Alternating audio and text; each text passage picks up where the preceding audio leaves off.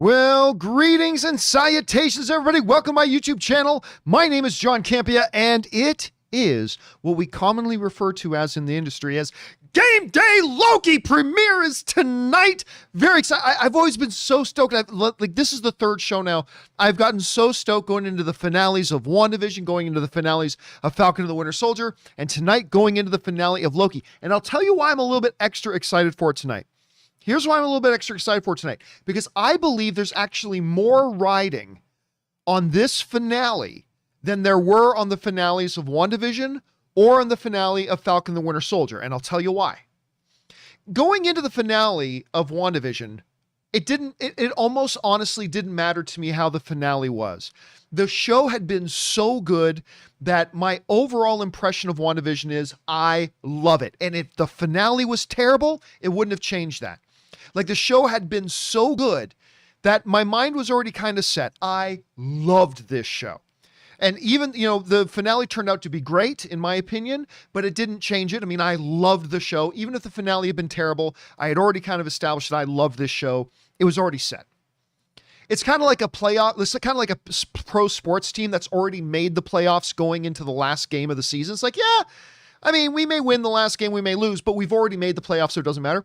Same thing with Falcon and the Winter Soldier. By the time we got to the finale of Falcon and the Winter Soldier, I had kind of, it was done. It was set. I quite liked Falcon and the Winter Soldier. And if the finale turned out disappointing, it wasn't going to change it. I quite liked Falcon and the Winter Soldier. If the finale had been fantastic and I thought it was quite good, it wasn't going to bump it up to me loving it. Overall, I thought it was quite good. So while I really looked forward to the finales of WandaVision and Falcon and the Winter Soldier, there wasn't as much riding on it as there is with Loki, and I'll tell you why. Overall, I have enjoyed Loki. I have, but there have been 2 out of the 5 episodes so far that have, one just kind of disappointed me, one, quite frankly, I didn't like at all. And I feel like tonight's episode is going to determine for me what my, once the show is behind us and I look back on Loki, how do I feel about it? I feel like that is going to be determined by tonight's episode. And that simply didn't happen as we went into the finale of WandaVision, and it wasn't like that going into the finale of Falcon and the Winter Soldier. To me, the whole series, the legacy, if you will, of this Loki series is going to be determined tonight. Because I'll tell you what, if they totally crush the landing on this, if they crush it tonight, I'm probably going to look back on Loki going, that was great. Maybe still, I don't think there's any chance I can like it more than WandaVision at this point, but I think I can look back, if they crush tonight, at Loki as a whole and think, that was great. However, they give us another episode 3 or another episode 5, I'm probably looking back on it going, maybe that's the first one. So, I mean, seriously, that's how much this can swing to me. Everything rides on the episode tonight, and that makes me more excited. Because when the chips are down, who delivers better than LeBron or Kobe? It's Kevin Feige. When the chips are down, Kevin Feige delivers. So I'm excited to see how tonight goes. So I'm very, very, very, very, very excited for tonight. I mean, just the stakes are higher. Even for us as fans, the stakes are higher. They got to deliver tonight. I'm telling you, they got to deliver tonight. And I believe they will.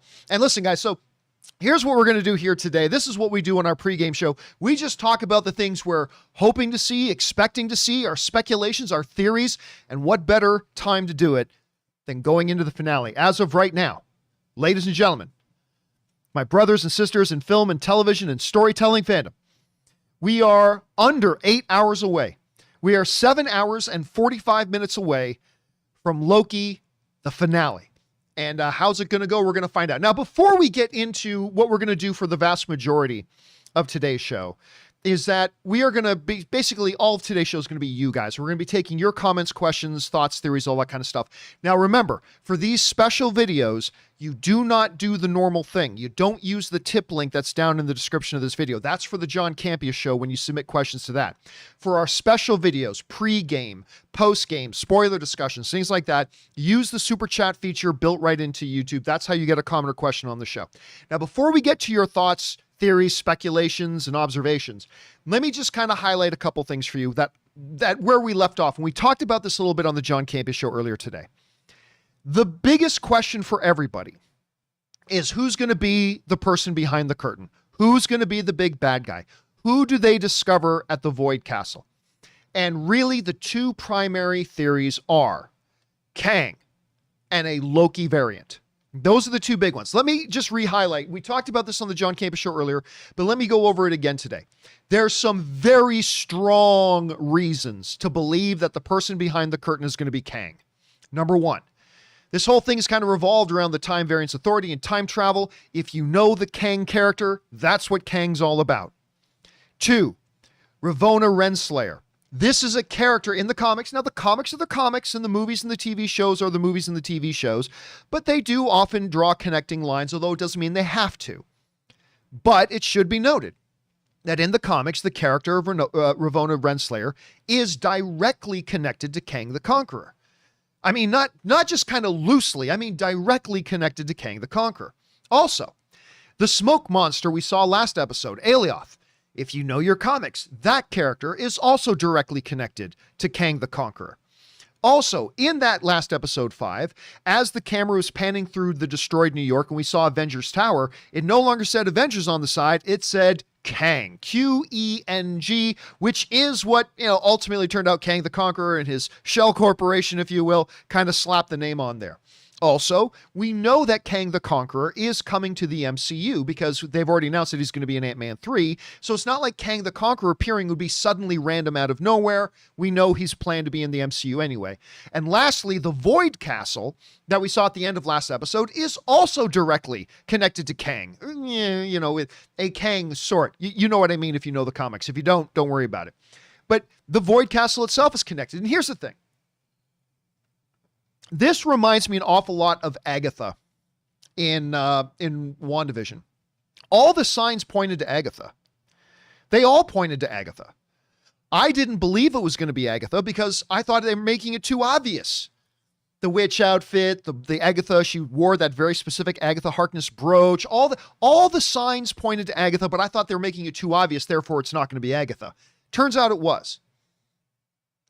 And I feel like this is deja vu all over again. All the signs in the show are pointing to Kang. They just all are.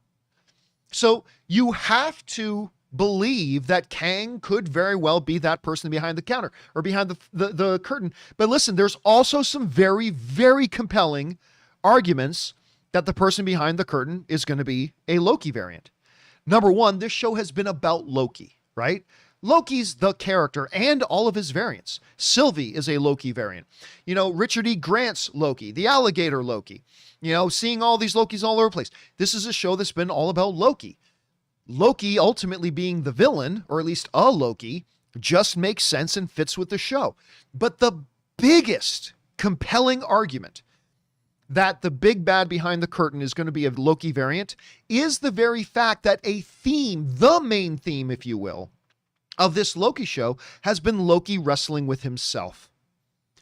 Everything going from that episode 1 thing of talking about how his deception is the illusion of control, all the way to the conversation he had with Sylvie in the last episode saying, I've betrayed everyone that's ever loved me. This has been a battle against himself. Even, by extension, Sylvie. He's hunting Sylvie at first, a Loki variant. He comes across all these Loki variants. What more poetic and narratively satisfying way to end this than this Loki, this Tom Hiddleston Loki with all of his change and all of his evolution, confronting a very dark version of himself that's gone completely the other way.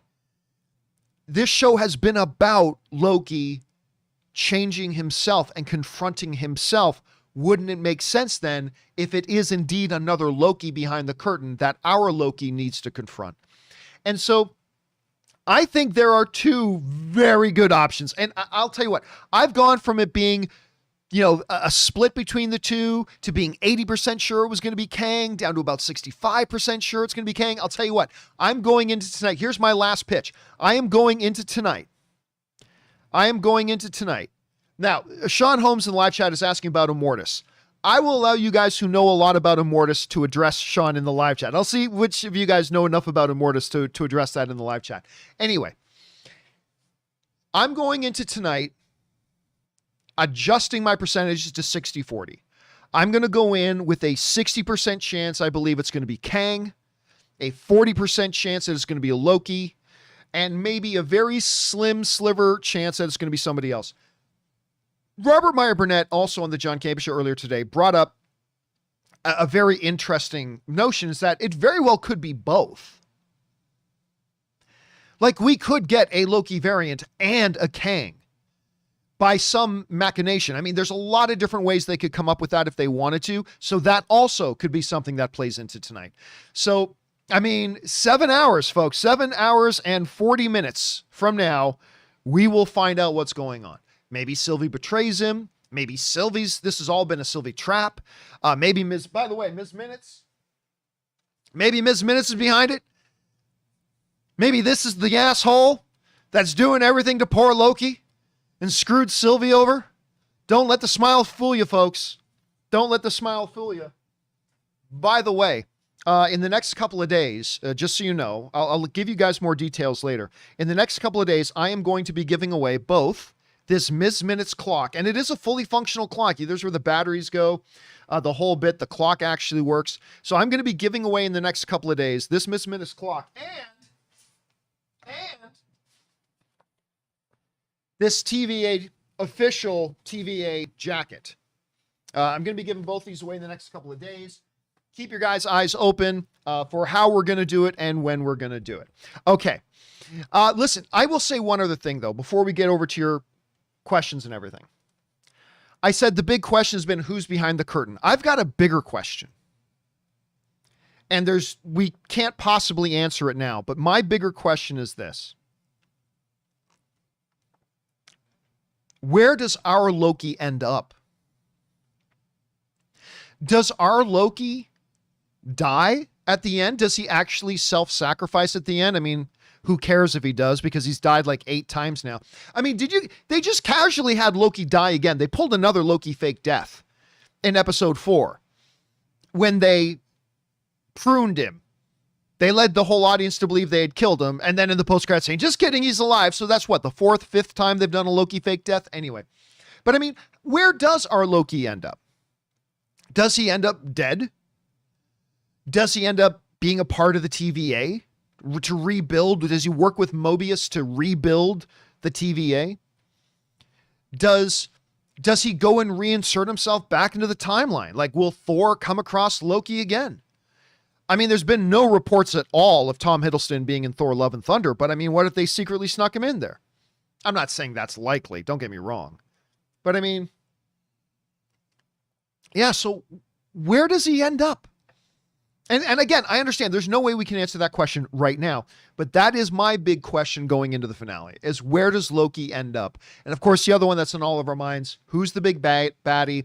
Will Loki perform one of the most complex, intricate acts of masturbation by making out with Sylvie at the end of this, because she is him after all?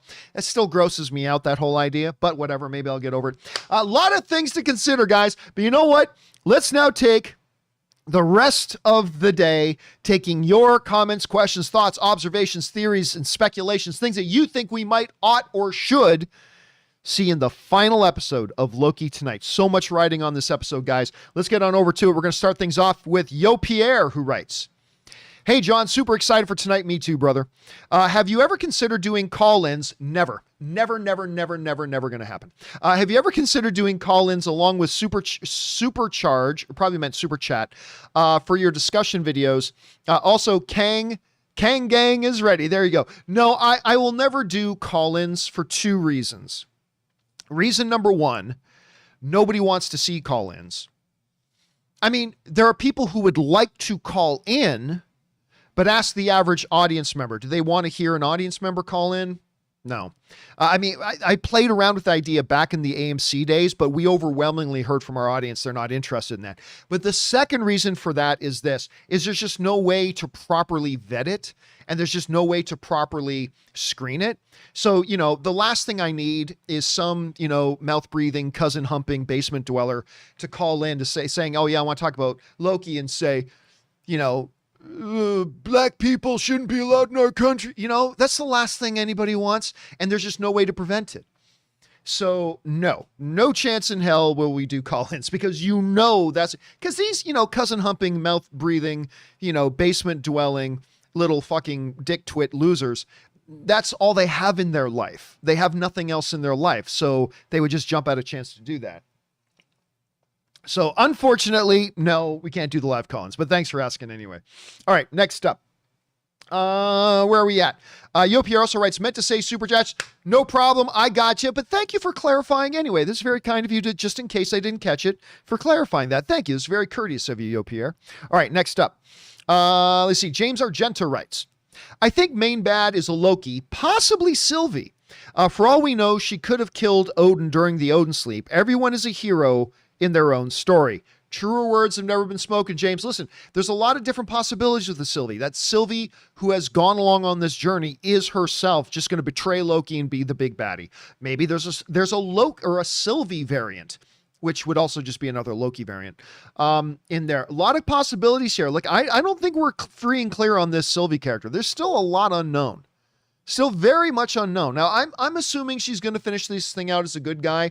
I think there's a 30% chance she dies, but she very well could be, a big jerk. She could be a big, big jerk. All right, next up.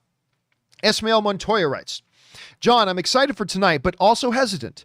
The new trailer talks about everything will change in the MCU after this finale. Thoughts? Bullshit. That's my thoughts. Bullshit. Because they say that kind of line with everything. Everything changes with Ant-Man 2. Everything changes with Falcon the Winter Soldier. You'll never look at the MCU again after Spider-Man No Way Home. Oh, Black Widow will fundamentally change the way we see Natasha and her participation in Infinity War. Remember, that's the last one Kevin Feige gave us. Remember that? Kevin Feige made that statement. Oh, Black Widow is going to fundamentally change the way we see and understand Natasha and her role in Infinity War and all that. It's like, okay. And then I watched Black Widow. This didn't change shit, Kevin. What are you smoking, brother? I love you, Kevin. I truly do. But, I mean, what were you smoking? It didn't change nothing. Black Widow didn't change a damn thing about the way we saw Black Widow. So, they can say it all they want. This changes everything. And maybe it will, but I don't buy it until I see it because they say that all the time. Anyway, next up. Thanks for that, Ismail. Ryland Holman writes, 1 of 2. Potential plot hole. Brother, I've come up with about a dozen, so let's see what you got. Potential plot hole. When the file cabinet with the Infinity Stones gets erased, it is sent to that purgatory. Couldn't someone like Loki and Sylvia find them and use them to escape or end the TVA? Well, they can't end the TVA unless they're at the TVA. And when they're at the TVA, the Infinity Stones have no power. Plus, there's been nothing that says that Infinity Stones have been pruned. And if they did get pruned, I mean, good luck finding them. It's not like the giant head of the Living Tribunal. I mean, it's something that's this big. So, and then again, that'll only help them wherever it is they are. If they try to go to the TVA and do anything about it, the stones become powerless. So something to consider. All right, next up. Jake C. writes, Renslayer made a big deal about finding out why that variant of Loki is so important in episode 5. Loki's probably the big bad, not an unintroduced Kang. I mean, look, that's one possibility. But, one of the things I brought up with Robert today is that think about the Wizard of Oz. The wizard got introduced at the very end of the movie, right? Does anybody look back on Wizard of Oz and go, yeah, that Wizard of Oz, that could have been a pretty good movie, but, they blew the ending by only bringing in the wizard with 5 minutes left. No, nobody. It's one of the all-time great classic films ever, and the wizard himself was not revealed until the very end. And remember, Loki is not supposed to be the beginning, middle, and end for Kang. We've got Kang coming in more MCU. This very well could just be an introduction to Kang. I mean, the whole show is about Loki and his finished thing, but in the process of that, it could introduce us to Kang that we then later on. Remember, they don't have to flesh Kang out, this thing. All we got to do is meet him. They can flesh him out later. And then just focus on the story of Loki and his own personal development. But, I mean, again, I'm not saying it is going to be Kang. Don't get me wrong. But, I mean, there's still a lot of possibilities there. All right, next up. Thanks for that, Jake. Let's see. Ryland Holman. Oh, there was 2 of 2. Right. So I realize that they operate outside of the Infinity Stone's power, but it's just a thought or oversight I saw. Yeah, but you can't just overlook that. You can't just go, I mean, I know they don't operate where the TVA is. Well, that ends the discussion, right? So if the Infinity Stones cannot work there whatsoever, then they're of no help to anybody try to overthrow the TVA. I mean, that's just my thought, but who knows? Maybe they come into play. I hope not. We had 12 years of Infinity Stones. We had 20 plus movies revolving around the Infinity Stones. It's time for them to drop the Infinity Stones and not make them relevant anymore because we've done that a lot. All right, next up. Ryland Holman also writes, another theory I have is that they could do a Terminator thing where Ravonna isn't Kang's love interest, but instead his mother. Duh. Hey, listen, I'm all for it. That's just the kind of twist that something like Kevin Feige, you know what they've done a lot in the MCUs? They've taken elements from the comics, but then like totally reinterpreted them in the movies. They've done that a number of times, and they could totally do it again. Because 98% of the audience watching Loki has never read a single comic book, and they don't know anything about Ravonna Renslayer, so they don't care. So that's just the sort of thing Kevin Feige could do. I'm not saying I believe he's going to do that, but it is something that he could do. I wouldn't put it by him at all, Ryland. All right, next up. James Argento writes, theory number 2. Alioth was preventing Kang from escaping. A number of people have had that theory. Was preventing Kang from escaping his castle, and with the Lokis enchanting it, Kang's escape and starts to conquer the multiverse. Listen, that has exactly been the theory by a number of people, and we've seen that kind of trope used in a few other movies as well, where the heroes accomplish something, but then they don't realize until later on what they accomplished was actually exactly what the true villain wanted to have happen. And it ended up unleashing something else. As a matter of fact, Supernatural, one of their season finales, I think it was like the season 13, season 12, season 13 finale was, Dean and Sam wanted to kill Death. But what they didn't realize was that by killing Death, they unleashed the darkness, Amara, who ended up being God's sister. And that was way worse. So we've seen tropes like that happen. So if they do end up saying something like that, I wouldn't be completely surprised. I wouldn't be completely surprised, James. All right, next up. We got Will N. writes, the TVA can stop magic from being used and turn Infinity Stones into useless objects, and its boss had control over Alioth, needs to be a big, big bad. But here's the thing, Will. Don't think of it in terms of they are so powerful they cancel out Infinity Stones. Don't think of it in those terms. They simply have a place where nothing like that works, right? They simply have a place that is outside of time and reality as we understand it, and they just don't work. It's not that somebody is so incredibly powerful they're able to cancel out the abilities. No, it's just that there's a place where none of that stuff kind of works. And so I wouldn't read into it that much, but obviously, if this is a Loki series and you got a big bad, it's going to be a big, big bad. Whether it's an incredibly impressive Loki variant or a Kang or something else if they want to do it, but it doesn't get much bigger than that. All right, thanks for sending that in, Will. Next up, Moon 7 Willow writes, over under 10%, we see Mobius on a jet ski by the end. Oh, hell, I'll go over 70%. Not 100, but I'll go over 70% on that. I'm also leaning towards a hyper evil Loki for the big bad. Again, that's one of the totally plausible options here. Again, I'm still leaning 60-40 for Kang, but a very, very strong possibility it could be a Loki variant. All right, next up. Elif I always mispronounce this.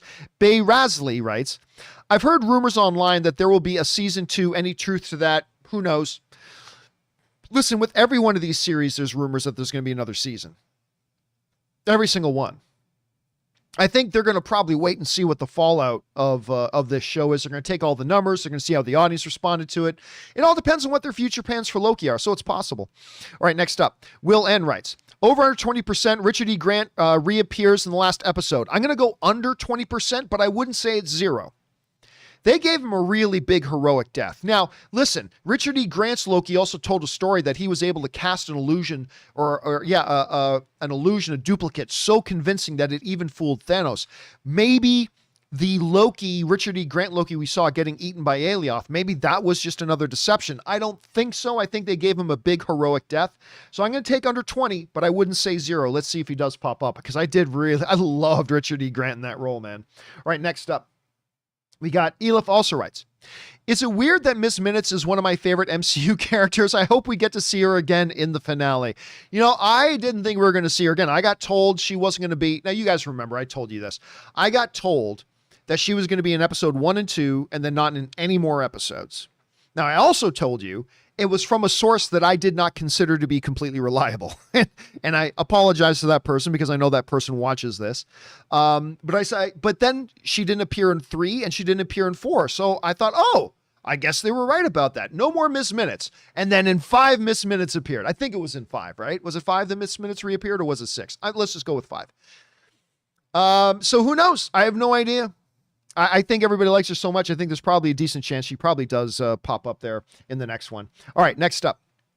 Marie Seifring writes, in Captain Marvel, MCU reversed what was in the comics, or Skrulls are good. How likely MCU will reverse Renslayer, where she actually helps Mobius and B-15? Oh, very possible. Listen, this is why we always say, Kevin Feige will take from the comics, but he will take elements, themes, from the comics, but then he's going to do with them whatever he wants to do with them in the movies and TV shows. So yeah, we've got Ravonna Renslayer. Now, traditionally, she's completely connected to Kang, but that doesn't mean Kang's going to be in this thing. Maybe he's not. And maybe she will end up helping Mobius. I mean, clearly they've made it so she doesn't know who the big bad is. She herself is on her own mission to figure out who's behind the TVA. So I know a lot of people have already decided what they think Ravonna is going to be. I think the jury's still out on Ravonna. I really do. I think we're going to find out a lot tonight. So, you know, we'll see. All right, next up, we go to Hero75, who writes, this will never happen, but the internet would explode if the end credits scene is a TVA agent bringing Deadpool into a destroyed TVA building. Oh, it absolutely would. But are they really going to use a Disney Plus show to introduce Deadpool?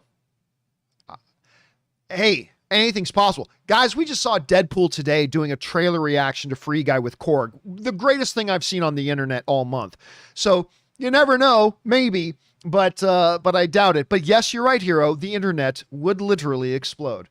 Not figuratively. I mean, literally. I mean, internet outages all over the world. All right. Matt McClure, there's a little Simpsons reference there, writes, was it Sylvie all along? Hey, that's not an unpopular theory. A lot of people think it might be a Sylvie that's behind all this. I don't think so, but it's possible. Marie Seifring writes, over under 40%, our Loki returns to the main MCU as a redeemed anti-hero, and Sylvie betrays him and goes into the main MCU as a villain Loki going forward. I mean, it's hard to give an over-under on that, Marie, when you put two completely different things in there. Like, first of all, over-under 40% that Loki returns to the main MCU as a redeemed hero. I will go over 40% on that. Not 70 or 80%, but I would go over 40% on that. Now, completely separate from that, what do I think of Sylvie betraying him and then also re-entering the MCU or entering the MCU as a now ongoing villain? I'll go under 40% on that. Over 20, maybe even over 22, 23, but I'll go under 40 on that. So I don't know. It's going to be interesting to see which way they lean on that one. All right, next up, we go to Nicholas Class, who writes, tips in like $15. Thank you, Nicholas, for super chatting that much, man, and supporting us.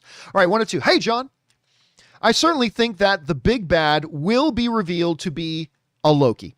The only thing I hope they explain is where he got the tech to be able to do a lot of things we've seen in this show, like the device, that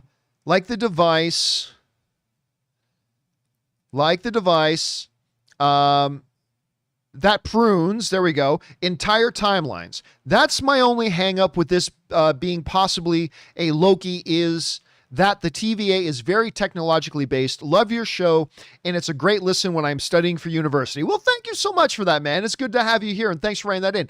Listen, the one thing you got to understand, though, about the TVA is this, if this is a Loki variant that is inside the TVA right now, that Loki variant may have been around now for, in our time, tens of thousands of years. Living out in the void, outside of the beginning and the end of time. I mean, he may have been going across galaxies and universes and using all that time to accumulate tons of technology and blah, blah, for who knows how long. So theoretically, if it is a Loki variant, and I'm personally still leaning towards a Kang, but it very well could be a Loki. If it is a Loki, I mean, who knows how long he's been around from?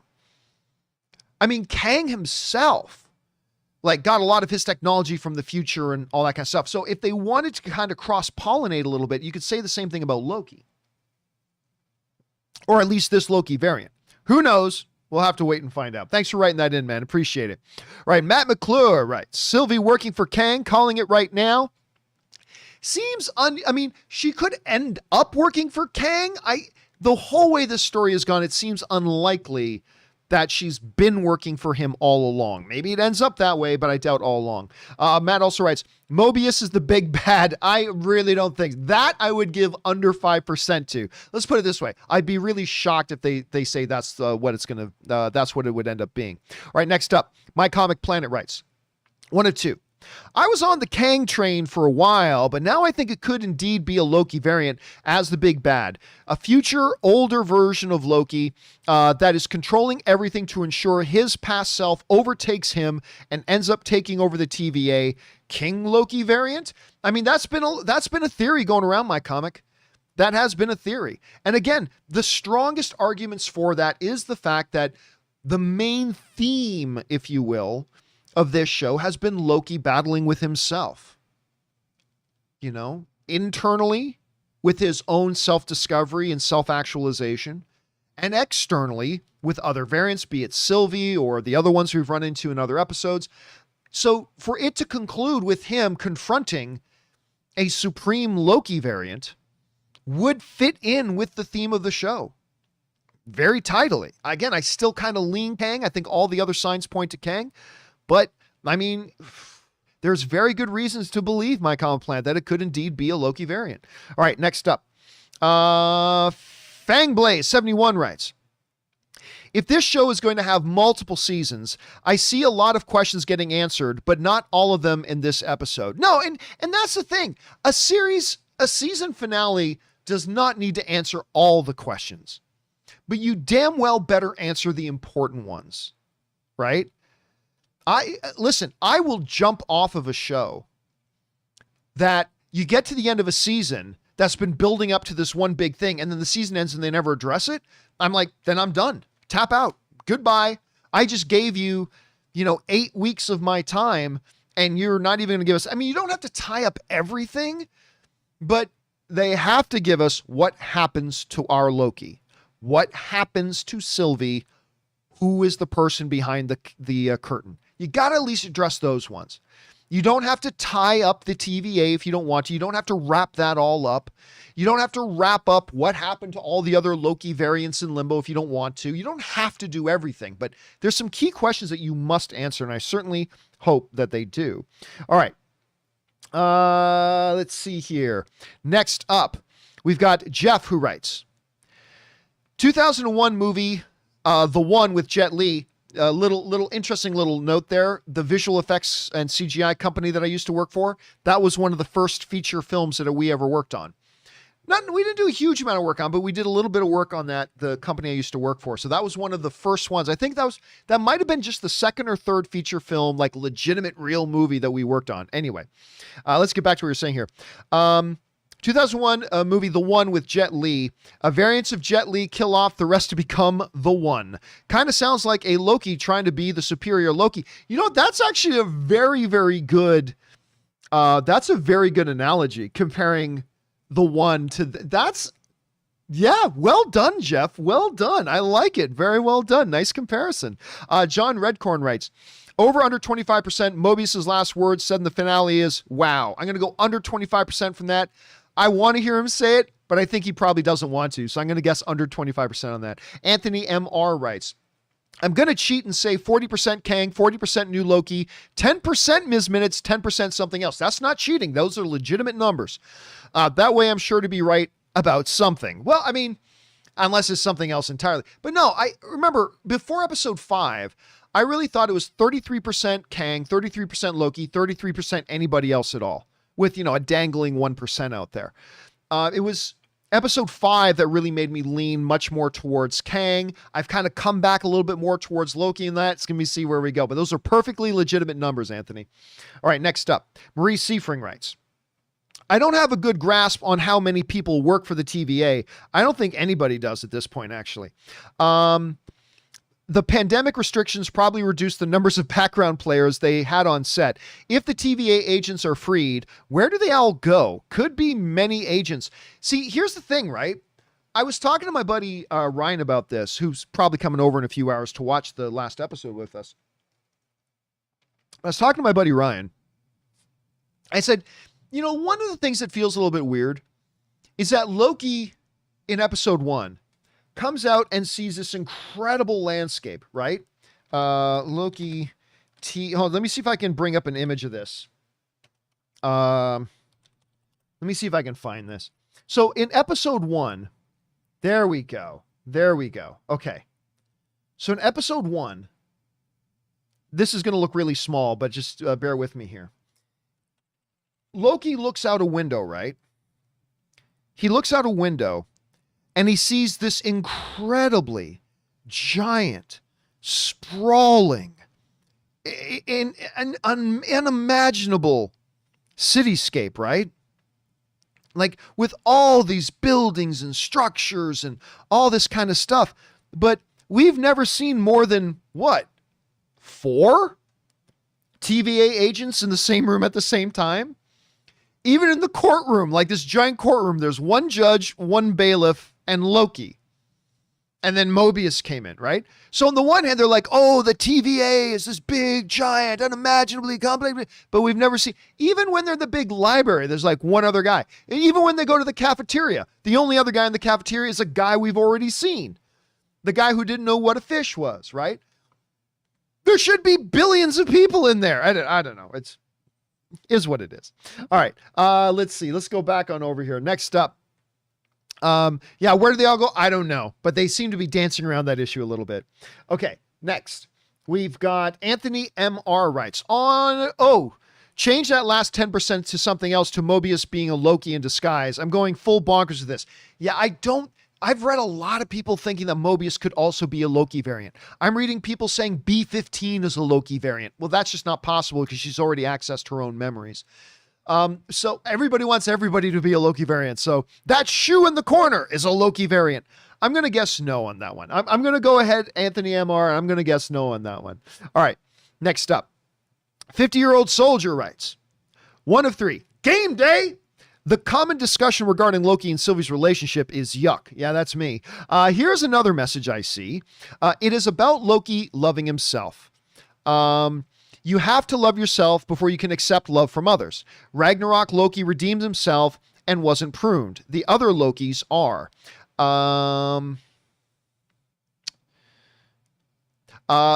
Are unredeemable and pruned. Nexus Spike on Lamentus 1 was just showed there are no shortcuts. Thoughts? I don't know about that. I mean, first of all, the old adage, you do have to be able to love yourself in order to receive love from other people. That's just a bottom thing. And that is a big wall Loki is facing. Again, from the previous discussion that he had with Sylvie, I have betrayed everyone who's ever loved me. So, and then the speech in the first one, I just put up this big illusion of control. It's a tool of the weak. I'm weak. Loki is struggling with how he views himself. But in order to be able to view himself in a more positive way, he first has to confront what he has been. And we've seen him doing that in this show. Kind of culminating in that last episode saying, I betrayed everybody who's loved me. Acknowledging, number one, that they loved him. Loki acknowledges Thor loved me. Now he realizes that. Odin loves me or loved me. He realizes that. But he's got to confront those truths and able to get at the point where he can then accept that maybe he's worth loving. And then move on from there. I still think him and Sylvie are yuck, though. Yuck, though, 50-year-old soldier. All right, next up. Flowing Strength writes, so, Screen Rant says that there are rumors that Loki will get a second season. How true is this? Who cares? Who knows? Can't wait to watch Loki episode 6 in the morning. I will say this. Remember, Screen Rant is not reporting that there's going to be a second season. All Screen Rant did was say, hey, there are rumors out there saying this. Look, Kevin Feige has never said that Loki was a limited series like he did for WandaVision. For WandaVision, they specifically said that this is a limited series, right? It's a mini series, in other words. It's a limited series. They never said that about Falcon and the Winter Soldier, and they never said that about Loki. So the idea that there could absolutely be a season 2, sure, because only WandaVision and WandaVision alone is the one that Kevin Feige and Marvel said this is a limited series. That's why on the Emmy nominations that just came out today, WandaVision was not nominated for Best Drama. It got nominated for Best Limited Series. So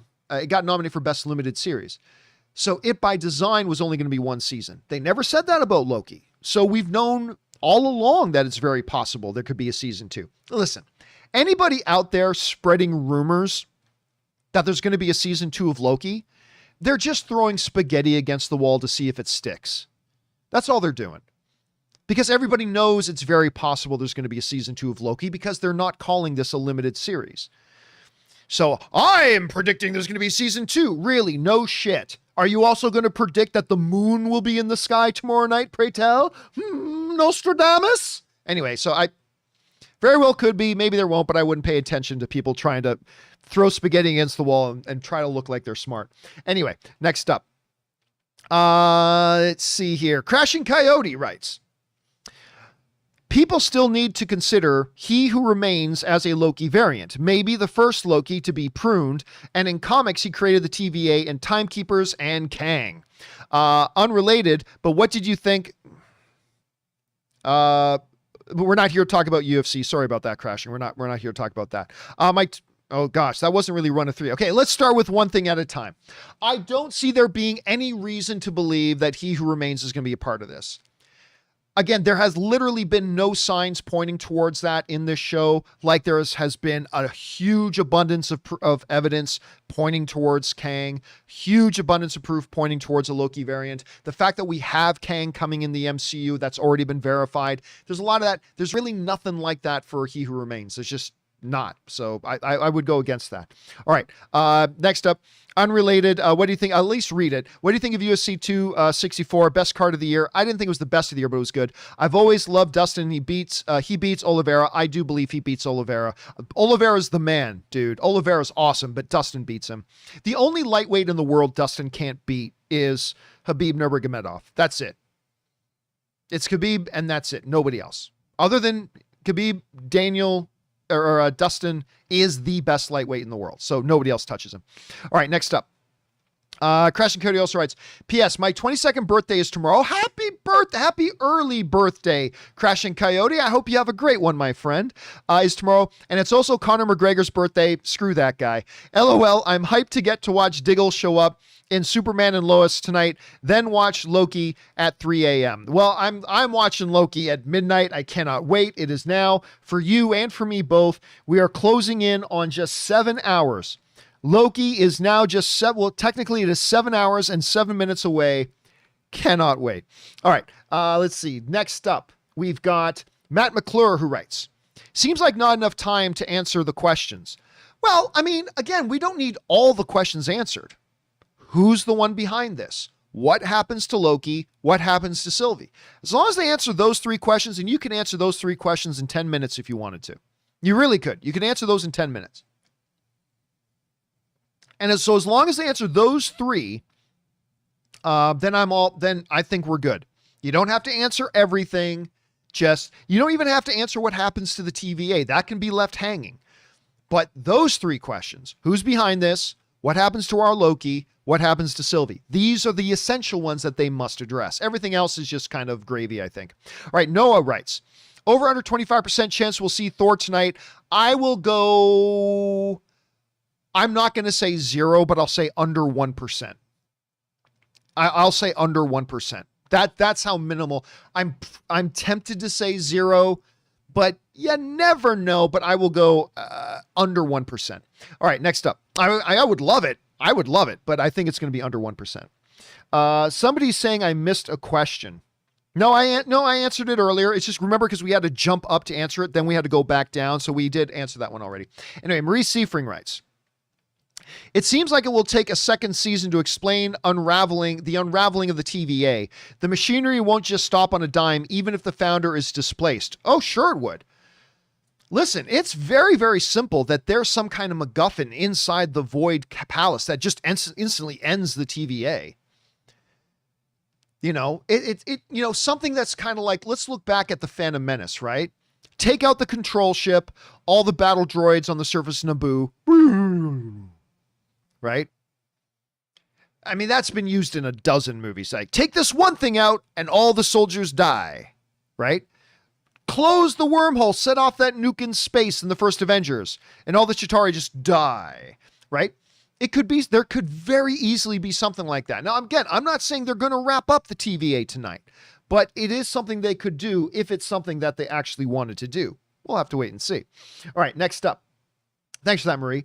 Jabin Carter writes, my theory is that the big bad will be a Loki variant that our hero Loki will confront and defeat. However, despite the character growth we have seen so far, our Loki will choose bad and assume the throne and power of being the head of the TVA and will be alone forever. I don't buy that in the least. That I will give a 0%, because essentially all that does is it renders the entire show pointless. You know, listen, it's almost like saying, starting WandaVision off with Wanda being lost and just crippled with her own grief, and ending the show with her being lost and just crippled in her own grief. What was the point? Everything about these shows is about, and about the MCU in general, is about the journey of the characters. For them to just say, it would be a phenomenal disaster if they were to take Loki and then say, oh yeah, all that character work, all that self-realization, all that character evolution that we've had Loki go through these last 6 weeks, yeah, throw it all away. It's all done. Just throw it all away. It's gone. He's right back to being what he was. I think that would be disastrous. Completely unsatisfying, and it's just not something I can see Kevin Feige doing. But I mean, anything's possible. Let's keep our eye on it. All right, next up. John Salvi writes, the big bad is going to be Palpatine. Good. And listen, it makes as much sense as his resurrected clone body in the other one, so why not? All right, next up, Casey McNatt writes, I think besides who the man is behind the curtain is tonight, they need to explain one other question, and that is, what was Sylvie's Nexus event? I'll say yeah, but that is something they can literally do in 30 seconds. I heard a great theory today. Somebody brought up a theory today on the John Campea Show that said, what if the Nexus is that Sylvie isn't actually a Loki? What if Odin and Frigga adopted the wrong child? And it was at that moment of adoption when they got her and gave her the name Loki, that in and of itself. See, that, I'm not saying that's what's going to happen, but I love that theory because it really clears a lot of things up. Like my question of why wasn't the TVA turned onto her as a Nexus event the moment she was born female, if she was born female. And the yuckiness, the grossness of Loki banging himself, you know, with the romance between him and Sylvie. If they say the Nexus event that Sylvie is actually not a Loki. She just always thought she was a Loki. Remember, she said she knew she was adopted. Now, again, I'm not saying that's what they're going to do, but I do love that theory. So let's see where they go with it. But it's something they can address very, very quickly, and I think they will, Casey. All right, next up. Elizabeth Gerardo writes, 1 of 3. Prediction. Might be a stretch, but the true mastermind of the TVA might be a variant trying to protect the universe from a future villain. Not a bad idea. That future villain being Kang. This would explain why the Kang building was pruned in the void. Renslayer being a TVA member / judge, and Alioth, I know it's a stretch, but listen, Elizabeth, you're not the only person. Remember, there have been other people to theorize that Like, the whole reason Alioth was there was not to protect that castle, but to keep it as a prison for whoever was inside. So that is not the craziest theory. It's really not. So how they're going to approach this, I don't know. I mean, the chances are it probably is just like it looks like on face value. Alioth was protecting the castle, and it probably is that way. But I love the idea that maybe it's not. Love that idea. All right, let's move on here. Next up, we've got Emil Johansson writes, how can Kang be defeated if he knows the future? That's always been a question with every single time travel thing ever. But remember, the future is always changing, right? The moment somebody finds out, the past, things can be changed and altered and all that kind of stuff. So there is not one exact flow of time. Hence, even in this show, there are variants, right, that make it unpredictable. So we'll see. All right, next up, Yasmir Hidalgo writes, one possibility I don't see mentioned are the timekeepers. Just because they were fake androids at the TVA doesn't mean they don't exist. Or Yasmir, that they didn't exist. I mean, there's a possibility we could find out that there were timekeepers. And maybe the timekeepers really did create the TVA. And maybe they got overthrown by who's ever in the void. I mean, these are possibilities. I'm not saying this is what they're going to do, but it's possibilities. Also a possibility that the real timekeepers are still out there somewhere. Like maybe they just abandoned the TVA and somebody else stepped in to fill the void. That's a possibility. I don't think likely, but you are right, Yasmar. It is a possibility. All right, next up. Chloe Fanning writes, You most likely will not see Kang till the end credits. That is also a possibility we've discussed. The episode will be the Lokis facing with the TVA. Loki is still the main focus of the show. True, but just because you bring in a Kang, if they do bring in a Kang, that doesn't mean your Loki is not still the main focus of the show, right? Captain America, the First Avenger, it had Red Skull. Captain America was still very much the focus of that show, or of that movie. He was very much the focus of that movie. You know, they brought in, introduced, fleshed out, and brought the Red Skull story to a conclusion in one movie. And they don't even have to do all of that in this final episode. All they got to do is introduce Kang. That's all you got to do. You can't flesh him out and bring him to his conclusion because we know he's needed in more of the MCU. All you got to do is introduce him. And you can introduce him and still have the focus be Loki. I'm not saying that's absolutely what they're going to do. I'm just saying that's still possible, Chloe. But let's keep our eyes on that because you could be right. All right, next up. All right, Alec McVeigh writes, if they end this series with the variant Loki being the antagonist, I just really hope it's done well. Well, however they end it, I hope they end it well. I won't lie. I'd rather it be something else, but as long as they stick the landing, I'll be happy. And that's a key thing to being a fan here, Alec. It's too many fans are far too entitled thinking they know how the show should end. What a real fan should do is like, hey, however you end it, just I hope you do it well. Even if it's something that doesn't go with my theory, even if it's something completely different, just nail it. Just do it well. I mean, you want to say Ms. Minutes is the villain? Fine. Just write it well and make it engaging and entertaining and have narrative purpose. You want to say the I don't know what a fish guy is with all the Infinity Stones in his drawer? You want to say he's the big bad guy? Fine. Do it. Just make it make sense. Write it well, and it could work.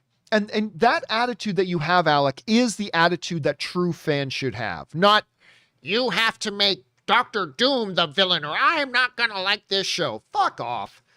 These are the people that ruin fandom. I love your attitude. It's like, hey, there are things I kind of hope they do, things I kind of hope they don't do, but whatever it is they do, I just hope they do it well. That's the right attitude for a fan. And by the way, even if they do what you want them to do, if they do it badly, you shouldn't give them a pass. Well, I wanted Dr. Doom as the villain, and they made Dr. Doom the villain, so I suppose I got to say I liked it. No, if they didn't do it well, then say they didn't do it well. But judge it all on its own merit. So I like your approach to this, Alec. I really do. All right, next up. Where are we at? That was Alec. Next up, Casey McNatt writes, 1 of 2. Hey, John. I could be wrong, but I might remember you saying that if you have Kang only show up in a post-credit scene, it's an FU to all the Marvel fans. It all depends on how the episode. It all depends on how the episode is done, right? It all depends on how the episode is done. If the episode is done in such a way that let's put this in, let's contextualize this.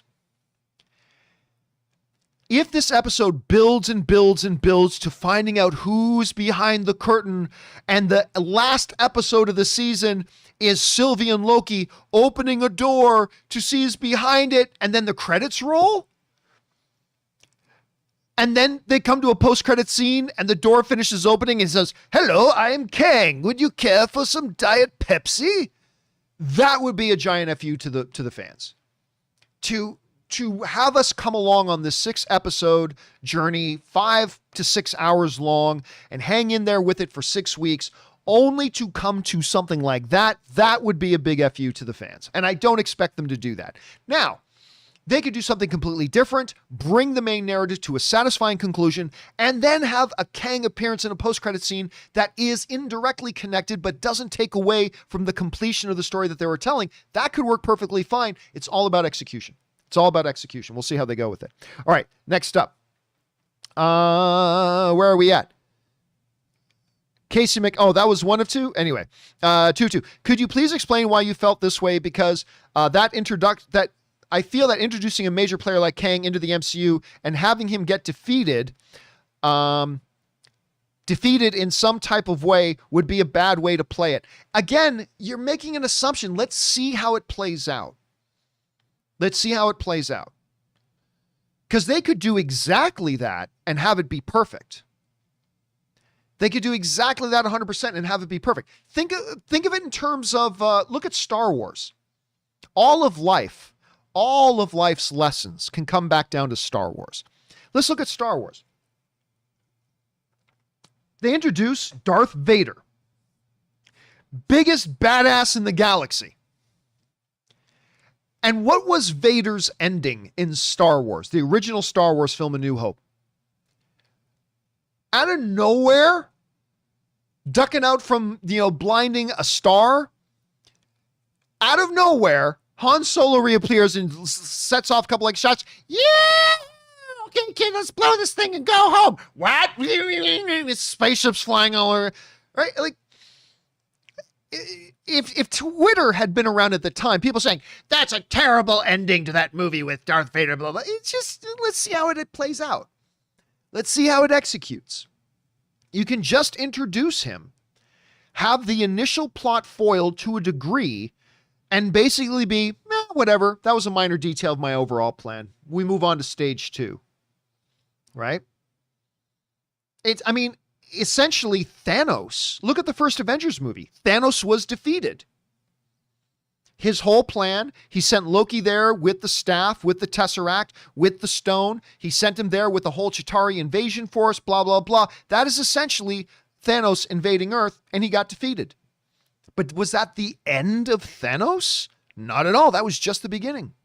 That was just the beginning. Did it take away from the ominous threat that Thanos was? Because, this character that just got introduced right near the end, he got defeated? Not at all. And Kang could be the same way. Again, I don't even know if it's going to be Kang, but they could do the exact same thing with Kang that they did for Thanos in the first Avengers. We meet Thanos. He got defeated, but that was just the beginning. So you could theoretically have Kang in this, have Loki and Sylvie thwart what they think is his plan, but then later find out for Kang, that was just a minor speed bump. I've got grander designs. That was just a temporary setback. Just like Vader in Star Wars, just like Thanos in Avengers, it very well can be done. Or they could brutally butcher it. It could go either way. We'll see which way it goes. All right, next up. We got Josie Reviews who writes, do you believe B-15 is a Loki variant? Absolutely not. Sylvie already tapped into the memories, saw the real memories, not a Loki variant. At least I don't think so. All right, Casey McNatt writes, oh yeah, so we already covered that. Nomadic Medusa writes, this is a good username. Hey, John, if Kang doesn't appear, I hope there won't be unfair criticism on the finale and series because of this. I felt this in the WandaVision finale, with fans confident with a Doctor Strange and Mephisto reveal, despite hardly any concrete evidence. It also feels a similar situation with Spider-Man, as fans are convinced they are going to see the OG actors. Are we getting ourselves too concerned over Guess Who, opposed to enjoying these personal character stories? Absolutely. Absolutely. That is one of the big problems in fandom today. Look, it is awesome to speculate and make guesses and come up with theories. That is awesome to do. It's fun to do. It makes us as fans more engaged with the properties we're watching. I hear some people out there, you fans, you just shouldn't speculate or theorize anymore. Shut up. It's fun. But you got to know that it's just speculation and theory. When you go in to watch that movie, when you go into your living room to watch that episode, you've got to take all those speculations and all those theories and all those expectations. You got to put them in a bag and you got to leave them by the door. And then just go in and see, what is it they're giving me? Not what is it, are they going to give me what I think they should give me, right? That's the thing. The answer is not to don't speculate or theorize or have fun. The answer is speculate, theorize, come up with ideas. But then when it's time to watch the episode, don't base your happiness on if the showrunners or filmmakers do what you wanted them to do. Just see what happens. And if it works, it works. And if it doesn't work, it doesn't work. But judge it on those merits, not on whether or not they did what your theory was. Now, I'm 60% kind of expecting to see a Kang tonight. But if we don't, it's not going to upset me. I don't think it'll upset most of you. If they make a bad episode, that'll upset me. But whether this episode is good or not is not going to be dependent on whether or not it's a Kang or a Loki variant or Doctor Doom. It's not Doctor Doom. For all those people wondering if it's going to be Doctor Doom, it's not going to be Doctor Doom. That's not what we should base whether we enjoy it. And that's just kind of my take. All right, so thanks for writing that in, Nomadic Medusa. Okay, next up, we have Hazem. Wait, did I get everything? Yes, I did. Okay.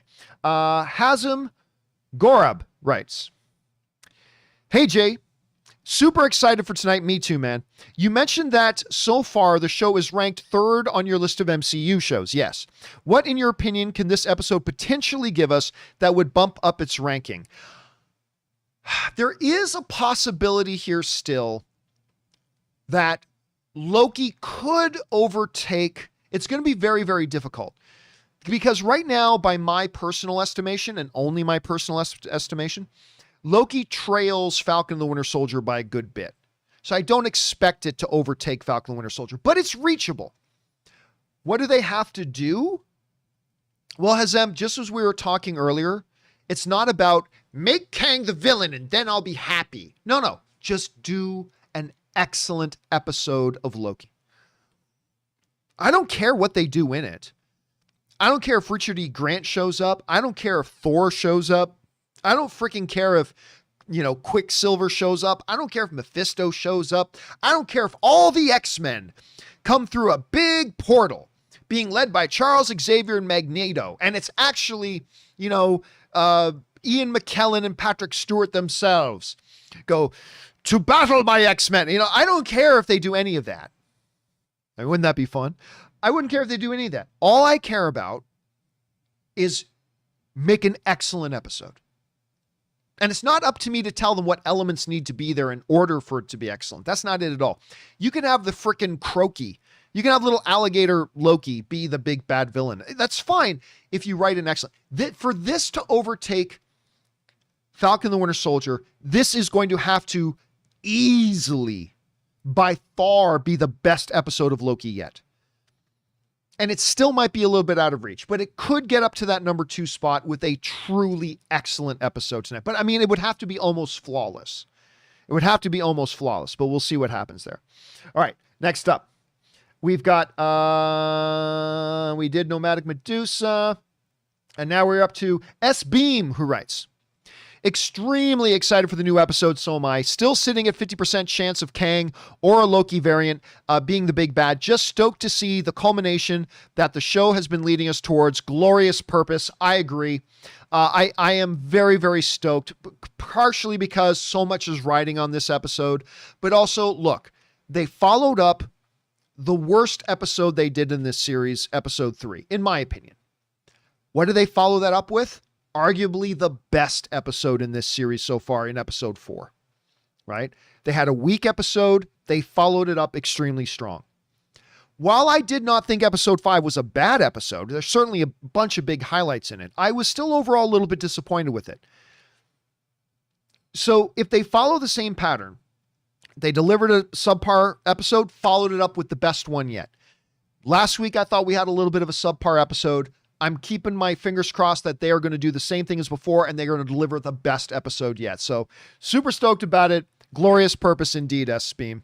All right, thanks for that, man. Next up, Dragon 10 writes, calling it, your Hulk character is the big bad. I can neither confirm nor deny that. I'm not going to give any spoilers away about my involvement in this show. Maybe you're right. Maybe I'm the man behind the curtain. We'll find out. All right, Lucid Frem writes, every time I see an ad for the What If series, I hear John in my head saying, if you're going to start a question with what if, in regards to Loki, Miss Minutes is the big bad, y'all. I don't know, man. I find it crazy how many people actually really do believe that Ms. Minutes is going to be the villain of this show.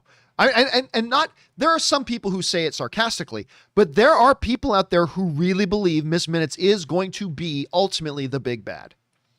Maybe Miss Minutes is a Kang facade. Or maybe Miss Minutes is just a really great, fun little character.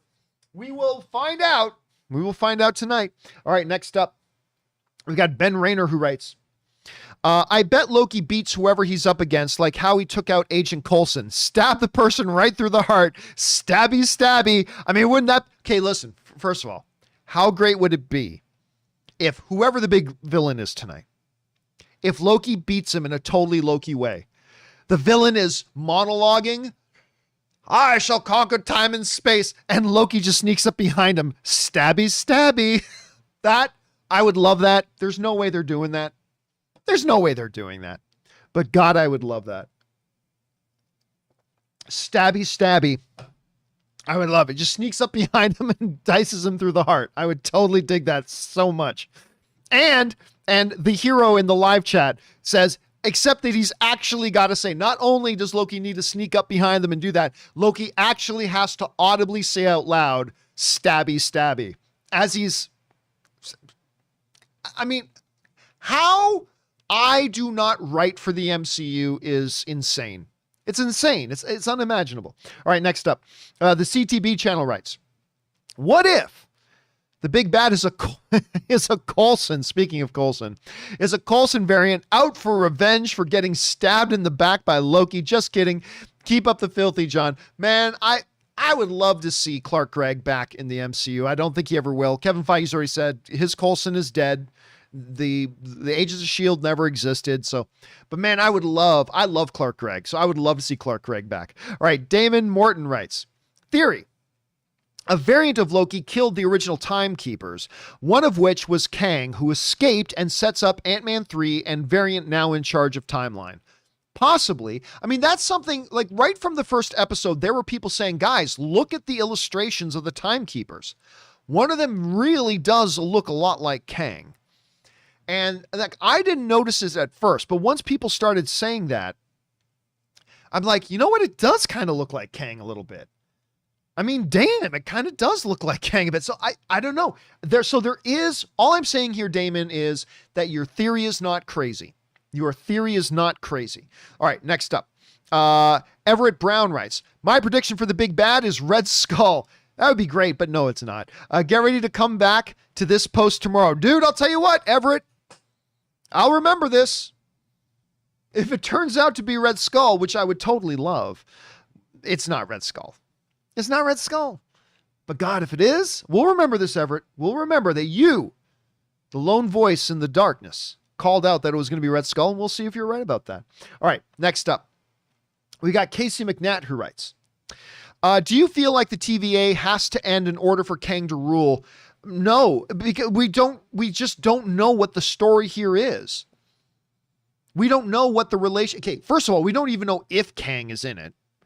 So if Kang is in it, we don't yet know what is his actual relationship to the TVA.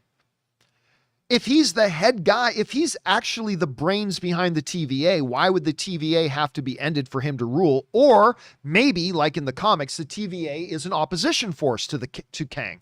But we've had no indication yet one way or the other if Kang's in it, and even if he's in it, is he a friend of the TVA? Is he the mastermind of the TVA? Is he the lord of the TVA? Or is he an enemy of the TVA? So it's absolutely impossible to say at this point, Casey. Completely impossible to say. All right. Next up. Where are we at here? We are at Enrique305, who writes, I think Miss Minutes is behind this with Kang. I mean, she could totally be Kang's partner in crime. Next up, Sean Schaffner writes, the big bad is obviously the John Campea Loki variant, or it could be the John Campea variant from the Hulk. Just saying, might be one of those things. I'm neither confirming nor denying. It's just that. All right. Last question, guys, we're going to take here now before we take a little bit of a break. We've been going over an hour already. So I like every hour we're going to take a little bit of a break. I'm going to rest my voice, refill my drink. So last question, then we're going to take a little bit of a break. Christopher Brickner writes, instead of Kang the Conqueror, what if the villain of Loki was Krang the Conqueror? That's a little Teenage Mutant Ninja Turtle thing there. That would be like the ultimate crossover. If Krang is, that would be the ultimate crossover. All right, guys, listen. Here's what we're going to do. I am now going to take a 5 to 10 minute break here. Give you guys a chance to talk amongst yourselves. Go grab something to eat. Go use the bathroom. I'm probably going to use the bathroom myself. Too much information. I'm going to go refill my drink. I'm going to relax my voice for a few minutes. Give you guys a chance. Now, I'm going to let you guys know, too, that when we come back, I'm turning off the super chat feature, because I want to make sure I get through all the questions, theories, and comments that you guys want to send in. The only way I'm going to be able to guarantee that is if I turn off the super chat feature. So the super chat feature is going to be left on for the next minute or two, and then it's going to be turned off. So if you do have another thought, observation, theory, question that you want to send in, you got about a minute or 2 minutes to send it in. Then it'll get turned off. Then we will come back and get to all the remaining questions that we still have. Clear? Great. So guys, hang tight. Relax a little bit, talk amongst yourselves, but don't go anywhere. We will be right back.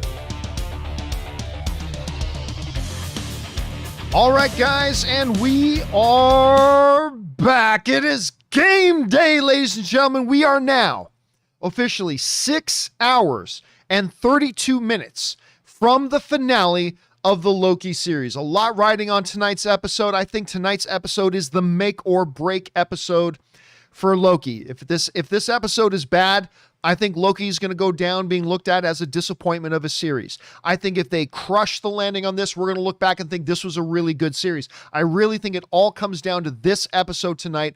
Unlike WandaVision and Falcon Winter Soldier, their stories were pretty much already written before we got to the finale. I really think a lot hangs on tonight, and I cannot wait to see what they're going to do with it. I'm very, very excited. Okay, guys, listen.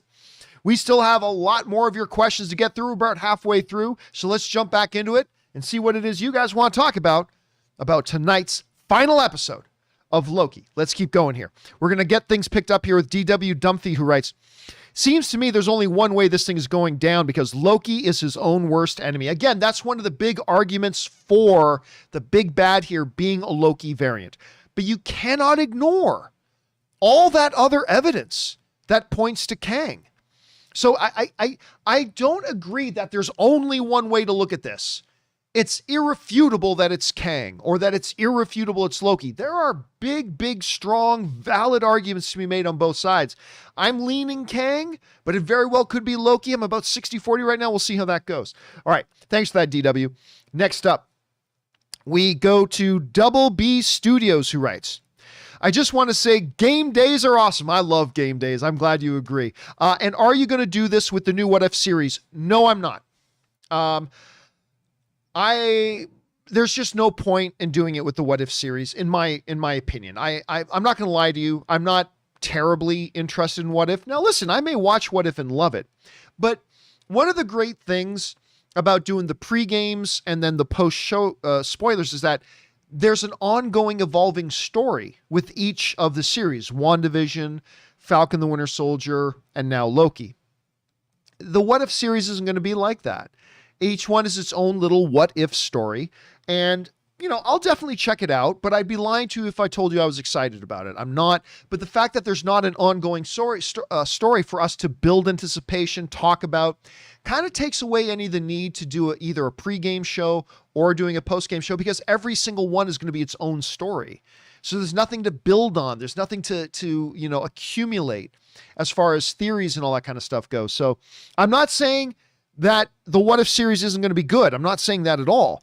But because of those factors, because it's so fundamentally different from a show like WandaVision or Falcon or Loki, it just doesn't really feel like it's the one to do a pre-game or a post-game show for. So I probably won't. Who knows? Maybe I'll change my mind after watching the first one, but my plan right now is not to. But thanks for asking, Double B. All right, next up. Double B also writes, also, I hope they have enough time to wrap up everything. It seems like there's a lot that may have to be crammed in unless it carries on to one of the next films. Again, I don't think there actually is all that much. To me, there are three fundamental questions that need to be answered, that have to be answered. Who is the person behind it? What happens to our Loki? And what happens to Sylvie? The stuff with the TVA, the stuff with Mobius, the stuff with B-15, if they want to, these are things that can be addressed later or at another time, or not at all. Not every single dangling thread in a story has to be tied up nice and tidy. You got to get the essential ones, though. And those are the three that I think they must address. Or if they don't, they have to come up with a really great narrative reason why it doesn't.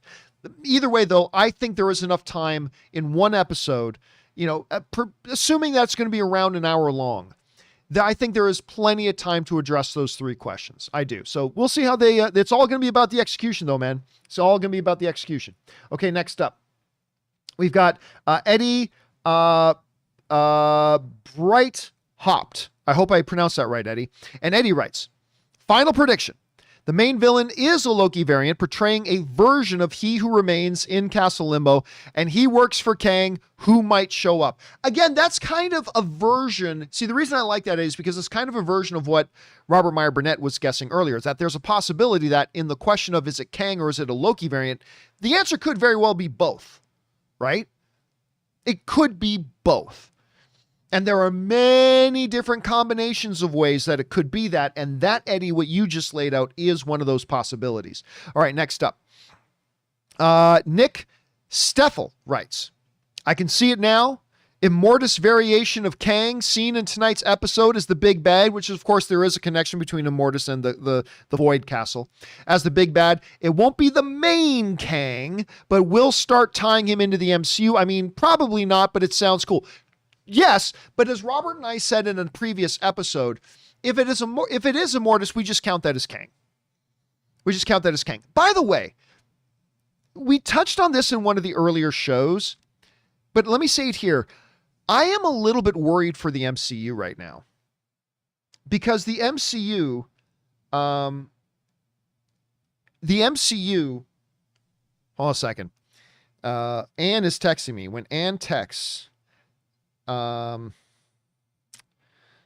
have to respond. You have to respond. Because you know what I say, guys. Happy wife, you get to live. So, yes, had to respond to that. Forgive me. Normally, it'd be very rude for me to pause the show to respond to a text message.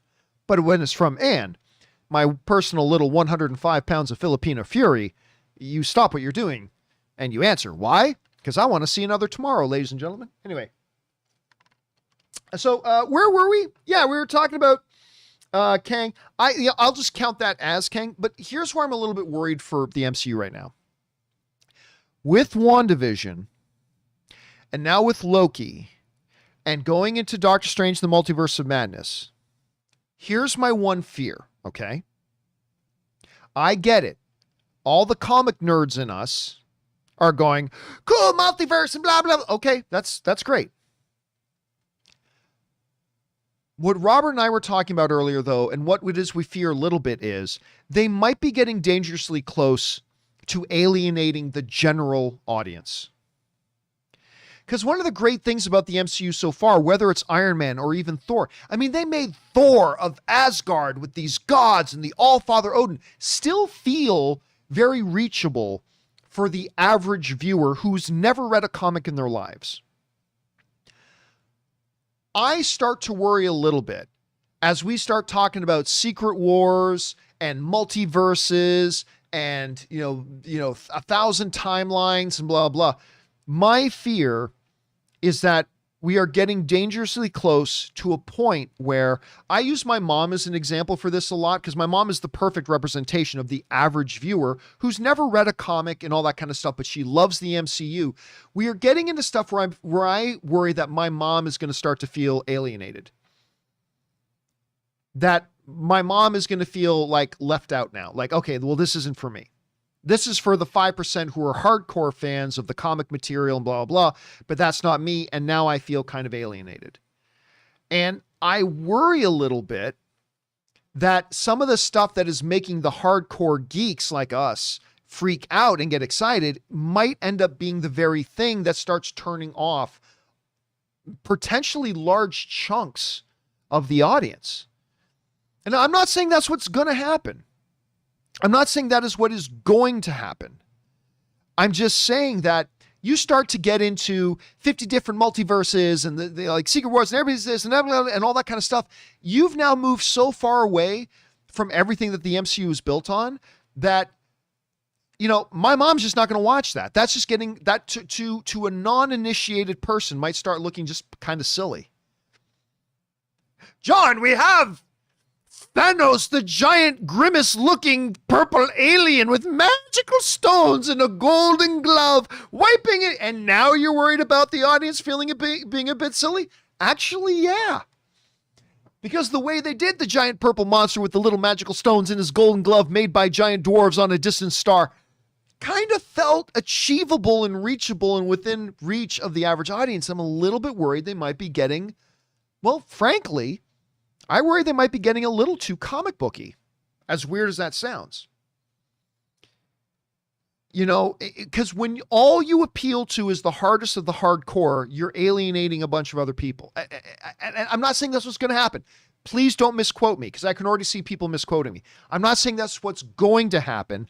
I'm just saying I'm a little bit apprehensive. I got a little bit of a worry in that, because I've already heard from a couple of people that are more casual viewers that they're like, yeah, and they've jumped off with Loki. So I don't know.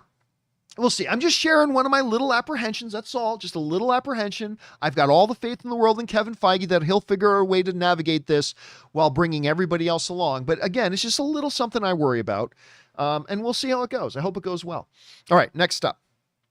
Austin Alberto writes, if this is Kang tonight, over under 30% that he ends up killing Sylvie and keeping Loki alive as a sort of henchman as he was to Thanos. Again, if you're going to throw in an over under, you have to give me one thing that's an over under. You just threw in multiple things. So let's start with the first thing. Over under 30% that if it's Kang, then, sorry, I got a side note. I got sidetracked there for a second. If it is Kang, over under 30% that he kills Sylvie, I'll go over 30% on that. It could be, as Deadpool said in his trailer review today, fridging. They're using Sylvie for fridging our Loki. I'll take the over 30% on that. Over under 30% that he keeps on Loki as a henchman. Under. This is Loki's story. I don't think this is ending with a big loss for Loki. I think Loki comes out of this a new character, a new man. I don't see him kind of going right back to what he was before. So if Kang is there, over 30% that he kills Sylvie, under 30% that Loki ends up as his henchman. It's going to be interesting, though. It's going to be interesting. All right, next up. Double B Studios writes, I can't believe WandaVision got nominated for a lot of Emmys. Do you think Loki might? Well, first of all, we're a year away from the next round. It's impossible to say when you don't see what the competition is. Because remember, in these award ceremonies, you don't get nominated just on your own merits. You get nominated based on were there other people and other performances and other shows or other movies that were better than yours. And that's what makes these things so tough. So it's really hard to say. Right now, my guess would be no. I don't see Loki being nominated for Best Drama Series like The Boys did and Mandalorian did and Lovecraft Country. I just don't think Loki has been that good. Tom Hiddleston's given a great performance. I could see Richard E. Grant getting a Best Guest Appearance, because remember, there is a Best Guest Appearance Emmys for that. I could see Richard E. Grant getting one of those nominations maybe, but right now, not really. And I totally buy into WandaVision getting all those nominated. WandaVision was awesome on many, many levels, so I totally buy that. All right, next up. Daniel Luna writes, 1 of 3. So, I could be wrong, but I think Kevin Feige, or maybe somebody else, mentioned that the end of Loki is going to have a big impact on the MCU moving forward. Watching the show, we know. Watching the show, we know that we are dealing with time and TVA. This is a huge stretch, but do you think maybe we could get a small cameo? You probably meant cameo of Deadpool. No, I don't. Maybe the way it ends could open up a tear in the multiverse, or he's turned by the TVA before they burn it to the ground. I mean, what a coincidence we get a reaction video with Korg and Deadpool a day before the Loki finale. See, here's the thing. This goes back for me to the same argument that we're making about Mephisto going into the finale of WandaVision, or Doctor Strange showing up, or whatever. Unlike Kang, which there's been tons of evidence in this show pointing towards Kang, like direct references to Kang being made, and Kang we know is verified coming into the MCU.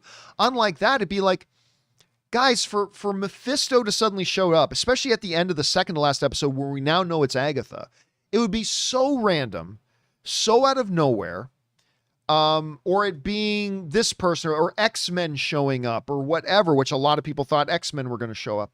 It would be, at this point, it would be so random.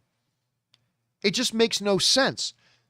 Deadpool just randomly being thrown in there. It's that kind of out of nowhere, complete randomness that Kevin Feige has avoided in these shows. Even when it could have made sense, like, everybody, why didn't Spider-Man show up in that final battle in New York in Falcon and the Winter Soldier? Because the show's Falcon and the Winter Soldier, not Falcon and the Winter Soldier and Spider-Man. Even when they could have done that, Kevin Feige resists the urge to do that. He keeps the focus of WandaVision on Wanda and Vision. He kept the focus of Falcon and Winter Soldier on Falcon and Winter Soldier. And so far, he's kept the focus of Loki on Loki. So I really don't think so. But man, could be fun. Now, as far as, again, Kevin Feige mentioning that this is going to change the MCU, he says something like that with everything. Again, he said that exact same thing about WandaVision, or not WandaVision, about Black Widow. You know, he said, oh, Black Widow is going to totally change the way we see Natasha and her involvement in Infinity War. It didn't. It didn't change the slightest thing about the way we saw Natasha. Not in the least. Now, again, I'm not saying nothing MCU shaking is going to happen in the finale. I'm just saying I'll believe it when I see it, because I've heard that sales pitch from Kevin Feige before, and most of the time it doesn't actually turn out that way. Everything changes tonight. Yeah, I'll believe it when I see it. And maybe it will. Maybe it will. I'm just saying I'll believe it when I see it. All right, Ross Anderson writes, bottom of the 9th, bases loaded. Who's coming out to hit the home run? I still think it's Kang. I think all signs have pointed to Kang. I think there's so many direct narrative connections to Kang. We know Kang is coming. I'm leaning Kang. Very well could be a Loki variant, though. We'll see. All right, next up. Daniel Luna writes, oh, sorry, that was already Daniel Luna. Jesse Price writes, hey, John, just wonder, is Loki getting a season 2? Again, Kevin Feige never said that this was a limited series. They've also never officially said there's going to be a season 2, but WandaVision, they specifically called a limited series, which means no season 2.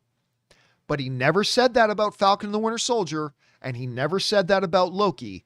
So since he never said this is just a limited series, it's absolutely on the table that there could be a Loki season 2. But if they crap the bed tonight, I think a lot of people are going to end this series not being happy with the Loki series. And if in general people are unhappy with the Loki series, I think Kevin Feige's got 1,000 other shows he can do rather than investing more money, time, and resources in doing a Loki season 2. If people love tonight's episode, it greatly increases the chances of. But we'll see. We'll see what happens. All right, next up. We've got Soulcraft writes, do you think we see any variants of Mobius tonight? I don't think so. Possibly as a big bad in the castle. No, I definitely don't think a Mobius variant, an unpowered regular guy, is going to end up being that. It completely takes away from everything. All signs point to it either being Kang or being a Loki variant. Another option is still on the table for sure, but I would say the chances of a Mobius variant being the big bad is extremely slim. I'll say extremely slim. All right. FP Cat writes, my guess, Loki variant is the big baddie, but Kang appears in a post-credit scene. Again, that's kind of an amalgamation of the two, right? That it's either Kang or a Loki variant, or is it both? Many, many different combinations of way they can make it both. So let's see if that's what they actually do. I wouldn't be surprised if that's what they ultimately go with. All right, next up. We've got Dan the Megs writes, throwing this out there in the unlikely event that it's true, Jeffrey writes The Watcher is the man behind the curtain. What If comes out in August. No, remember, What If, Kevin Feige's been very clear back at D23 when they talked about What If, they were very, very, very, very clear. What If is not connected to anything else. It truly is an Elseworlds story. It is a What If. What If is not going to connect in with anything else. Now, maybe Kevin Feige was lying when he said that at D23, but they were pretty explicit about it. So don't expect to see any What If tie-ins to anything else. That's my guess at this point. All right. But again, anything is possible, Dan the Megs. All right. Next up, Double B Studios writes, what if the alligator Loki is the big bad in the castle? How funny would that be? It would be funny, but it would also be incredibly narratively unsatisfying. It would be very narratively unsatisfying. They have set us up for a Kang reveal or another Loki variant reveal, which I guess technically speaking, the alligator Loki is. But while it would be funny, it would feel like the entire purpose of the show is to set up a joke. And I just don't see them doing that. So yeah, I think I would giggle for a second. I'd probably go, what? And then I'd probably sit back in my sofa and go, that's fucking stupid. But I don't know. It all depends on how it's executed, I suppose. It would all be about how it's executed. But it would be kind of funny for a minute. All right, next up. L Cartoon writes, over under 50% chance Sylvie betrays Loki, circling him back to villainy. No, well, okay, so there's two parts to that. One, that Sylvie betrays Loki. Two, in the event of something like that happening, does Loki circle back to villainy? Again, I have a very, very hard time believing that we have gone through this entire show only to end up with Loki being right back to where he started at the beginning of this show. I just can't see Kevin Feige doing that. Now, Sylvie betraying Loki, that's another issue. That is something that's very much on the table. How likely? I don't really know, but it's absolutely on the table. I will still go under 50%, but it's a good percentage though. Like north of 20, maybe even north of 25. So very legitimate chance Sylvie betrays Loki tonight, but I wouldn't go above 50%. So that's where I'll kind of hang my hat on that for now. All right. Next up, we go to Ricky Bobby, who writes, Shake and Bake. Do you think the show will end with Loki being put back in the 2012 timeline, or he goes off on his own new journey? Yes, Loki is going to go back in time, join Bon Jovi, and be the bass player on their epic New Jersey album. That's what's going to happen. No. I don't think he goes back to... Look, I do believe there is a decent chance that we will see... Now, let me just address for a second. Adam Ledgway writes in the live chat, for what reasons there has been zero hints that Sylvie will stab him in the back. That's not true at all, Adam. That's not true at all. Sylvie is, at least they tell us, that Sylvie is a Loki. Sylvie's a Loki. I mean, maybe she's not a Loki. Maybe she's another child that got adopted. I mean, that theory was already... But so far, the show has told us that she's a Loki. What do Lokis do? Lokis betray. This Loki that we are dealing with right now, the Tom Hiddleston Loki right now, is learning to move beyond that. But generally speaking, Lokis betray. This Loki's already said, I've betrayed everybody who's ever loved me. When he says, it's not my style to stab somebody in the back. Oh, really? Says Mobius. You've literally stabbed hundreds of people in the back. I mean, so don't say there's been zero hints that Sylvie could betray Loki, because that's what Lokis do. So I would say there is a chance for that. Anyway, getting back to the question. I think what there's a really good chance of here is that Loki does not go back to 2012, because he'd be going back to 2012 as a totally new man, which would fundamentally change the timeline. I think there's a good chance he just re-enters our present day timeline. You know, post the events of Endgame. I think there is a possibility this Loki comes back. There's also a possibility Loki stays with the TVA, and instead of destroying the TVA, he and Mobius decide to actually run it the way it was envisioned to be run. A way of maintaining the timeline, of preventing a multi-universal war, of doing all that. There's a possibility of that too. But I think if he does come back, he's coming back into our present post-Endgame timeline. I'm not sure about that, but that's my guess right now. All right, next up. That was Ricky Bobby. Next thing we got Josie Reviews writes, I've never read a comic, but how much connection does King Thor have to Loki? And is he the possible villain? No, there is no chance here that Thor is the villain. I don't think Thor is going to be in this at all. Would it be a very interesting twist if some version of Thor ends up being the one behind all this? Sure. Because that would truly be a Thor variant. But I think the chances of that are very slim. Again, everything in the show has pointed to it either being a Loki variant or being a Kang variant, or not a Kang variant, or Kang. Period. I just don't see it being that. That to me would seem very, very out of left field.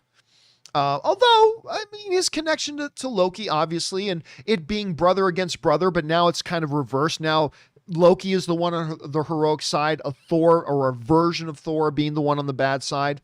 There's something poetic about that, but I'm going to say I'd be highly, highly doubtful of that at this point. Okay, next up. That was Josie. Next up we got Fangblaze71 who writes, over under 30% that our Loki becomes worthy of Mjolnir. 0. Also, I think Sylvie is the big bad. She has been using our Loki for whatever her plan is. Listen. While I do believe there is a chance here remember, being worthy of Mjolnir is way beyond just being a good person. We've talked about that a lot on the John Campea Show recently, because if just anybody who's a good person could lift it, I mean, then a lot of people could lift it. And I don't think that was what Odin had in mind when he put the enchantment on the hammer. That being said, there's a difference between the notion of Sylvie betraying Loki and Sylvie being the big bad guy. Those are two different things. Like, just because I believe there is a legitimate chance, again, I'd say north of 20, there's a legitimate chance Sylvie betrays Loki. I mean, I wouldn't put money on that. I think she probably doesn't, but there is a chance she does. Does not mean I think there's a chance she ends up being the big bad guy. That doesn't make sense narratively to this at all. I don't think that... She's clearly been trying to take down the TVA. She hasn't been the author of her own suffering. So I'm going to guess there's a chance she betrays him and turns bad. I don't see her being the big bad. You know what I mean? I think there's a distinction between those two things. But who knows? We'll see. Anything could happen at this point, Fangblaze. All right, Ricky Bobby writes, I hope we do see Kang tonight because I really want to see what he looks like in live action, and I don't want to wait all the way till 2023. I mean, that's not a good reason to bring him in, but again, if they do bring him in, they have set it up. They have set the stage for Kang. They've got all of his connections there with Ravonna, Alioth, the Void Castle, Kang on the building, the fact that he is a time-traveling character. This is the TVA. We know that he's coming. They've set the table. This show has completely set the table for Kang to appear. Doesn't mean he will, but it would be good if but they shouldn't just throw him in there to throw him in there. If they're going to put him in, make it with narrative purpose, and they have set the table, so we'll see. All right, Charles B just sends in a super chat just to be supportive. Thank you, Charlie. I appreciate that, man. All right, slapping the bass. A little bit of I love you, man reference there. Writes 1 of 3. Theory about Kang. Instead of him controlling the TVA is keeping him as a prisoner. He was being guarded by Alioth at the end of time. That's a theory that's been brought up a couple of times. They placed him in a pocket dimension similar to how the TVA is located outside of time to prevent him from wreaking havoc throughout time. Loki and Sylvie think they are going to meet the person who is ultimately controlling the TVA, but instead they end up unleashing Kang. So again, this is a theory that was floated a little bit earlier, and there is credence to it. And we have seen this type of a story device has been used before in many other shows and movies, where the heroes think they're doing one thing, and it turns out they actually made the situation worse. Again, I raised the example of that one season of Supernatural. Sam and Dean trying to kill Death, the character Death. And they do it. But when they killed Death, they ended up unleashing Amara, which made things way worse, right? That's a possibility here. That Alioth was not guarding that thing, but rather keeping it in. He was not a watchdog. He was a prison guard. A watchdog to keep people out. He was a prison guard to keep somebody in. That's a theory. And it's possible. I'm not putting my money on it, but it is a possibility, and we'll see if that's the way they go with it or not. All right, next up. By the way, Donald Thomas sends in a super chat badge in the live chat. And by the way, I think I missed one a little bit earlier. Somebody sent in a super chat badge a little bit earlier, and I think I missed it. If I did, I apologize for that, because I saw somebody sent in just a super chat badge to be supportive. Thank you, Donald. I appreciate that, man, very much. All right. Kyle Beckworth writes, my way out there prediction. Thor Love and Thunder teaser trailer at the end of credits. Thanks for all you do, John. I don't know about that. That is way out there, because, hold a second. Let me just double check there. Love and Thunder release date. That thing is, we're in July now, August, September, October, November, December, January, February, March, April, May. That's still 10 months away. I don't see there being any purpose for dropping a trailer 10 months in advance. Now, that's not to say a post-credit scene. And by the way, Doc01 also sends in a super chat badge in the live chat. Thank you, Doc. That's not to say that there couldn't be something in a post-credit scene that is connected to Thor Love and Thunder. That's possible. But an actual Thor Love and Thunder almost a year away from when the movie actually comes out, I just don't see what the purpose of that would be. We've got tons of other MCU stuff coming up before then. But again, if Tom Hiddleston is going to appear in Thor and Love and Thunder, which we have no evidence that he is, but if he was going to appear in Thor Love and Thunder, showing how that will connect in a post-credit scene isn't the craziest idea in the world. But I doubt it'll be a trailer, but who knows, Kyle? You may be right. Let's watch for tonight and see if that's what they do. All right, next up. GC Nightcrawler writes, 1 of 2. Once Big Bad is taken out, says, you don't know what you've done. And somewhere a branch redlines and a Nathaniel Richards, Kang the Conqueror, variant becomes Kang. Maybe, not a bad theory. It would tie in with some of the ways things are done in the comics, so it's not a bad theory. GC doesn't follow that up. Okay, so we go over to Ben Rayner, who writes, over under 25%, our Loki dies, and Sylvie is the new Loki going forward in the MCU. I unfortunately, Ben, have to say that that is a possibility. It's one I've talked about before, and I've kind of purposely avoided because I'm not going to lie to you. I hate that idea. I hate that idea.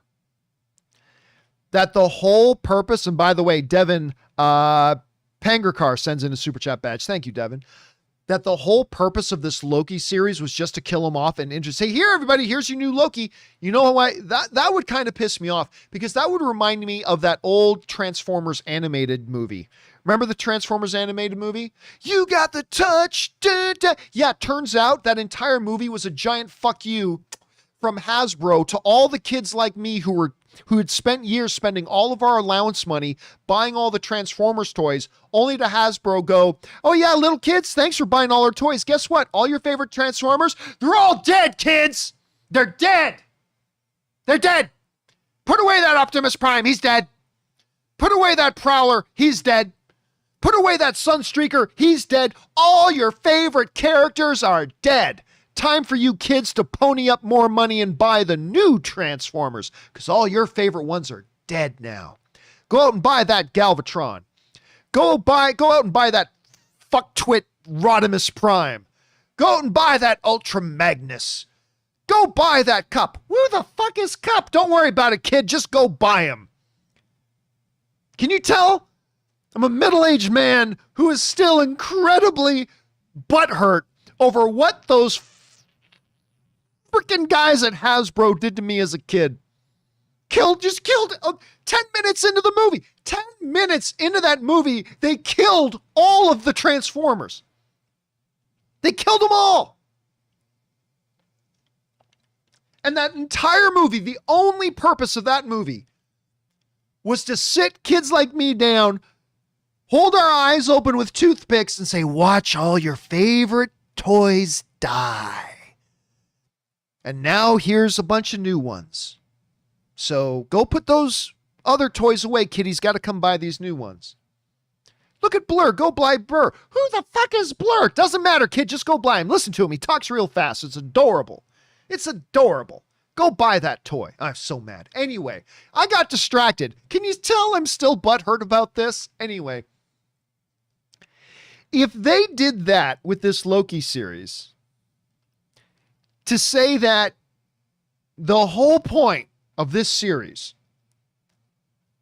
was to kill off Loki for a sixth time and give us a new Loki. I mean, look, I'm not going to sit here and say that that will definitively piss me off because, listen, as I've been saying this whole show, maybe there's a way they could write that it would be awesome. Maybe there's a way that they could write that and it'll be awesome. And I will give the episode a fair shot to see if they do that. I would be lying to you, though, if I didn't tell you that the concept of this really pisses me off. The whole notion of it bothers me. But again, just like everything else, I'm going to go into the episode tonight, which is now 5 hours and 57 minutes away. Only 5 hours and 57 minutes away. I will go into tonight's episode. I'll take all my expectations. I will leave them at the door, and I will just allow this episode to be what it is. And we'll evaluate it on its own merits. And if they end up just using this whole show to kill off Tom Hiddleston so they can bring in a new Loki, if they execute it right, I'll be on board with it. But again, I would be lying to you if I didn't tell you that the concept of it right now sort of pisses me off. But we'll see if it works. We'll see if it works. We'll give it its own chance. So we'll see. All right. Anyway, that damn Transformers movie. Still get mad about it all this time later. All right.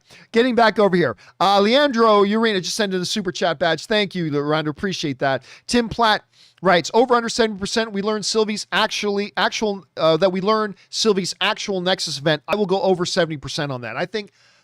I would almost say it's a guarantee we're going to find out what her Nexus event was. They made a point of it to make a big deal out of it in the show. I totally believe we're going to get that. J.O. World writes, over under 50%, we see Kang in Loki. Did you purposefully miss? Is there a different Kang?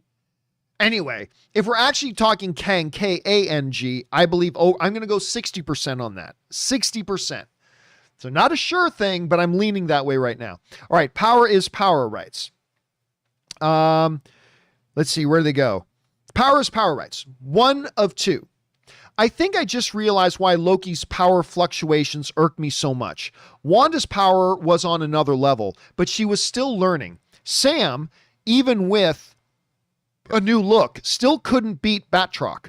Yet, depending on the scene, Loki would change to whatever the gag or scene was on screen and not vice versa. Yeah, listen, I get frustrated in general with massive fluctuations in understanding what a character's power is. Like, they've done that with the Hulk, right? Like, the Hulk in the first few movies, including his first appearance in Avengers, first appearance with the Mark Ruffalo iteration of Hulk. He was the nuclear option. He was the great wild card. The whole point was, I made you bring the monster on this helicarrier. Like, the Hulk was the ultimate nuclear option. When they were getting ready for the big battle in New York, they needed Banner to show up. It's like, hey, Banner, now's a good time to get angry. That's my secret. I'm always angry. Turns into the Hulk and with one freaking punch takes down the giant flying worm. With one punch, takes him out. He's the nuclear option that everybody was terrified of. By the time we get to Endgame, he's freaking neutered. But anyway, with Loki, there's always been these wild fluctuations. You know, he beats Captain America in a one-on-one fight. He goes toe-to-toe with Thor. But run into a couple of guards on a train? And don't give me the excuse, yeah, but John, he was drunk. Don't give me that. I don't care if Superman's drunk or not. If I run into Superman, I can kick him in the balls all I want, and he could be as drunk as you want him to be. He's still beating my ass and killing me with a thought. I'm just saying. I mean, then we see Loki stop an entire building with telekinesis. An entire building was falling. Stops it. Unbelievable. Incredible display of power. And then later on, we see him do next to nothing. We see him unable. So it really, it is frustrating. I hope they get a little bit more consistent. By the way, one of the things that excites me, from the last episode is when Loki sees Richard E. Grant Loki do that incredible display. And Loki goes, I think we're more powerful than we think we are. I am, again, no expectations, but I'm not going to lie to you guys. If Loki's always been one of my favorite characters in the MCU, if we get a Thor realizing he's not just the god of hammers, when all the lightning flows through him and all that power, that level up moment, that moment like in WandaVision, when Wanda realizes and embraces she is the Scarlet Witch, and she has that level up moment. If we get that moment for Loki in this finale tonight, I ain't going to lie to you guys. I'm going to lose my shit. I am totally going to lose my shit. Now, they don't have to do that in order for the episode to be great. But if that does happen, we get that kind of level up thing, and he hears the voice of Odin in my head. You are my son, Loki. You are the greatest, the best of everything that is Jotunheim and Asgard.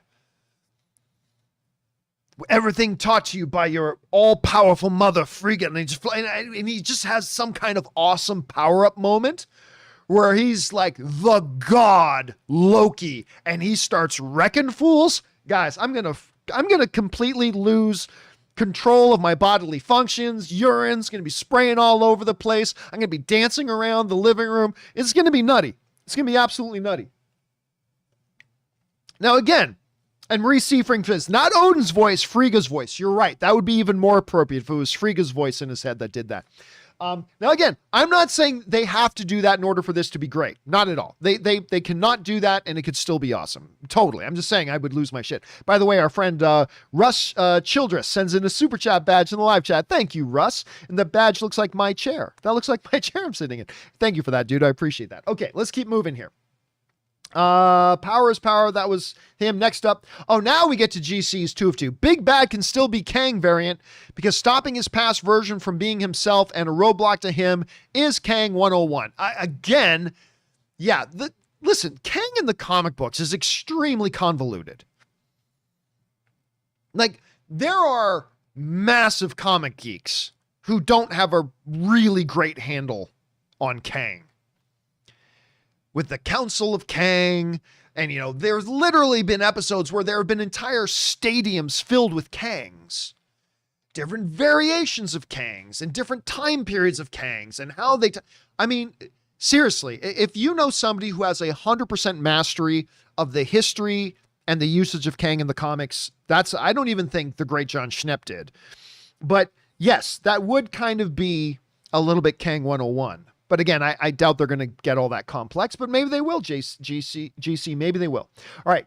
Spark, the producer, writes, but we still didn't see King Loki, not President Loki, and it seems like the same castle Loki and Sylvie is walking to. I don't think we will have the time to deal with everything or cliffhanger for season 2. Yeah, I don't think they're going to do a big cliffhanger for season 2. I don't think they're going to do that. Now, we had this image, hold on a second.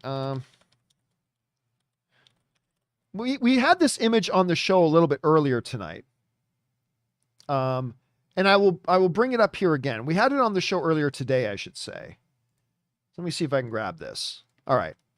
So there is this one image that we showed on the show earlier today of this Loki on a throne, all that kind of stuff. Obviously, the implied message here. But remember, lots of these little things that they've shown us through WandaVision, Falcon and the Winter Soldier, a lot of times these images they've shown us end up being something that we were totally not expecting. But the implied thing here is that they get into this castle and the one sitting on the throne is this King Loki, right? And by the way, Jody Harkavy sends in a super chat badge as well to be supportive, also with the chair. I appreciate that, Jody. Thank you. Anyway, so there is this image out there. But again, these images, these little promo things they show us, we have been proven to be very unwise to put too much stock in them because appearances can be deceiving. Now, maybe it's exactly what it looks like, but and sometimes they have been in these Marvel MCU Disney Plus shows. Often they have been, but often they've also been very misleading. They've actually been in the show, but it's not been what we were expecting it to be. For all we know, this could be the last frame of the show. This could be the last frame. Maybe this is after our Loki defeats Kang and is then there now sitting on a throne at the edge of time. Right? Maybe that's not a variant right there. Maybe that's actually our Loki on the throne. I'm not saying I'd put any money on that. I'm not saying that's what it's going to be, but it's a possibility. Something to think about. Something to think about. All right, let's move on here. Thanks for that, Spark. Appreciate that. Next up, Peter Cunnington writes, the bad guy will be Dr. Doom, maybe. 0 chance. Absolutely. That would make no sense whatsoever. There's no connection narratively. Nothing is built up to that. There's been no hints to that. They're not ready to bring him in. So absolute 0 chance that it's Dr. Doom. All right. Devin writes, does multiverse exist already or after show ends? I have no idea. I mean, it also all depends on your definition of multiverse, right? Because in some ways, shapes, and forms, we've had multiversal events in Endgame, right? We've heard Doctor Strange talk about, and the Ancient One talking about multiple realities and universes. So it really all depends. There's some variation and some version of that out there already, but we'll have to wait and see. All right, next up. Tim Duplicia writes, theory. Sylvie and Kang are in this together. She was trying to free Kang, but needed Loki's help in enchanting Alioth. They are both the big bads. See, I can see I'm not saying I'm saying it'll happen, but I could see Sylvie betraying Loki. But nothing that we've seen and watched and heard her do in this show has suggested that she's somehow in league with whoever's behind the TVA. I just don't see that. So her turning on Loki, that's a possibility. I could see that happening. Her actually being the big bad and being in league with Kang, and the fact that she's been alone, I'm not going to say it's impossible, Tim. It's possible. And if it happens, I'll remember you said this, but I just don't see that working out. I really don't. Anyway. All right. Next up, Dwayne Fernandez writes, John, I don't think the main villain is Kang. You probably meant in previous MCU shows, they usually don't introduce a new character as the villain, but rather reveal a character we know to be one. That's not necessarily true. Anyway, example, Agnes as Agatha and Sharon as Power Broker. So I think it for them to say, hey, it's this new person rather than a Loki variant is less likely. Again, I don't think that's necessarily true. Going again to the Agatha example, they dropped all these hints and signs that this character was Agatha. 95% of the people watching WandaVision had never heard of Agatha Harkness. They've never read the comics, so it meant nothing. But for that reveal, this is Agatha Harkness, and everybody was like, who? Who the hell's Agatha Harkness? Why is this next door neighbor suddenly a witch, right?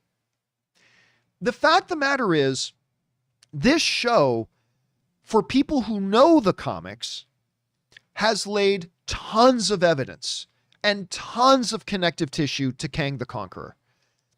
The Void Castle itself is connected to Kang. Alioth is connected to Kang. Ravonna is a Kang character. Kang being written on the side of the wall. The fact that Kang is coming into the MCU.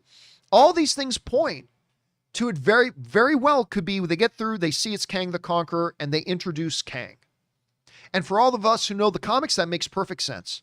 To all of us who don't know the comics, we are now introduced. Again, it's kind of like Wizard of Oz. We didn't meet the Wizard of Oz until the last 5 minutes of the movie. It wasn't until the very, very end of the movie that we got introduced to what the wizard was. Okay, I'm a guy who got caught up here in a tornado too, just like Dorothy is, and this is who I am. Okay, and that worked. It all depends on the execution. Now, again, I'm not 100% sold that this is going to be Kang. I'm at 60% right now. I was at 80. Well, I was at 33. Then I was at 80. Now going in, my final thing is 60%. But we'll see. It's very possible it's not. I think there's a solid 40% chance that it's not Kang, but I'm still leaning towards that it is. But we'll see how that works out. All right. Let's see here. That was that. Okay, then we did the Dwayne thing. Okay, AK writes, the theme of each show has been overcoming personal battles. Well, not each of the episodes, but generally speaking, that's the theme of the show has been Loki battling himself. I think to be even more specific. Anyway, hints to Kang are tantamount to hints towards Mephisto. Loki is the main villain. I don't think so. I think that's the wrong comparison. Hints to Kang are more equivalent to hints to Agatha. That's really the better comparison. Because the stuff with Mephisto, there was really nothing else. We didn't know that Mephisto was becoming a mainstay character in the MCU. We do know that about Kang. They have explicitly showed us Kang's name. They are specifically giving us characters that are directly connected to and are directly associated with Kang. In Alioth, in Ravonna, so I think you are making the wrong comparison. This is not a comparison to Mephisto. This is a comparison to Agatha. Not 100% same thing, but a far more relatable to an Agatha situation than it is to a Mephisto situation. They've laid a lot of groundwork in this thing that points towards, just like they laid a lot of groundwork pointing that she was actually going to be Agatha. Again, I think it's 60%, not 100, but we'll see where it goes. All right, next up. Dwayne, we already did Dwayne. Next up, we got Devin writes, Black Widow plus Loki finale within a week. Wow, I know, right? It's good. I mean, listen, the delay in the movie world because of there were much worse things going on as a result of the pandemic than how it affected the movies. But in talking about movies and TV and stuff like that, I mean, we had a lot of crap that we had to deal with as movie and TV fans. But hey, I mean, now we're getting like Black Widow and a Loki finale all in 1 week. That's a pretty good thing. That's a pretty good thing. All right. Eric Saylor writes, Big Bad might be superior Loki that beat Avengers and went on to rule the 9 realms. He then beat Thanos and kept the Infinity Stones for himself to rule space. Again, that doesn't make a lot of sense because, number one, it means that the Infinity Stones still have to be a primary player in the MCU, and we need to move beyond those. And Kevin Feige, I think Kevin Feige was telling us that too when we saw the drawer full of dead Infinity Stones. I think that was Kevin Feige's way of acknowledging to us, look, we know we did 12 years of Infinity Stones. We did 20 plus movies where the entire core story was about Infinity Stones. We are moving on. The Infinity Stones ended. We're moving on. But it being a Loki variant, Eric, very, very much on the table. Very, very much on the table. All right, next up. Calvin Servo Pano writes, John, so is tonight the episode where we will see Matt Damon as Loki reprising his role from Dogma? Never know. Don't forget, didn't he play Loki in that other Thor movie as well? I would love to see that. I would love to see that. All right, next up. Black Conscious and Rich BCR writes, this movie will bleed into Thor 4 and Ant-Man, not just Doctor Strange. Well, I don't know that there is any connection between this and Doctor Strange, to be honest with you. I'm not sure there's any, well, all the MCU is connected, but I'm not sure that there is any direct connection to this. But the only way this flows into Thor 4, and there's been no evidence that it does, but is if Loki survives this, and he injects himself back into our post-Endgame time. And I would love to see that. I would love that. But again, there has been absolutely zero credible evidence to suggest that. But that doesn't mean I can't keep my fingers crossed and hope. I mean, definitely there's going to be a flow into Ant-Man. If Kang's involved, there's some kind of flow into Ant-Man, for sure. But the Thor one, that's the one I'm going to keep my fingers crossed for. So thanks for sharing that thought, man. By the way, Patrick Harrison sends in a super chat badge. And he's saying, you're number one. Thank you, Patrick. Appreciate that, man. All right, next up. Suthius writes, no theories or speculations. I'm just bummed that we won't get another live action show until October-ish.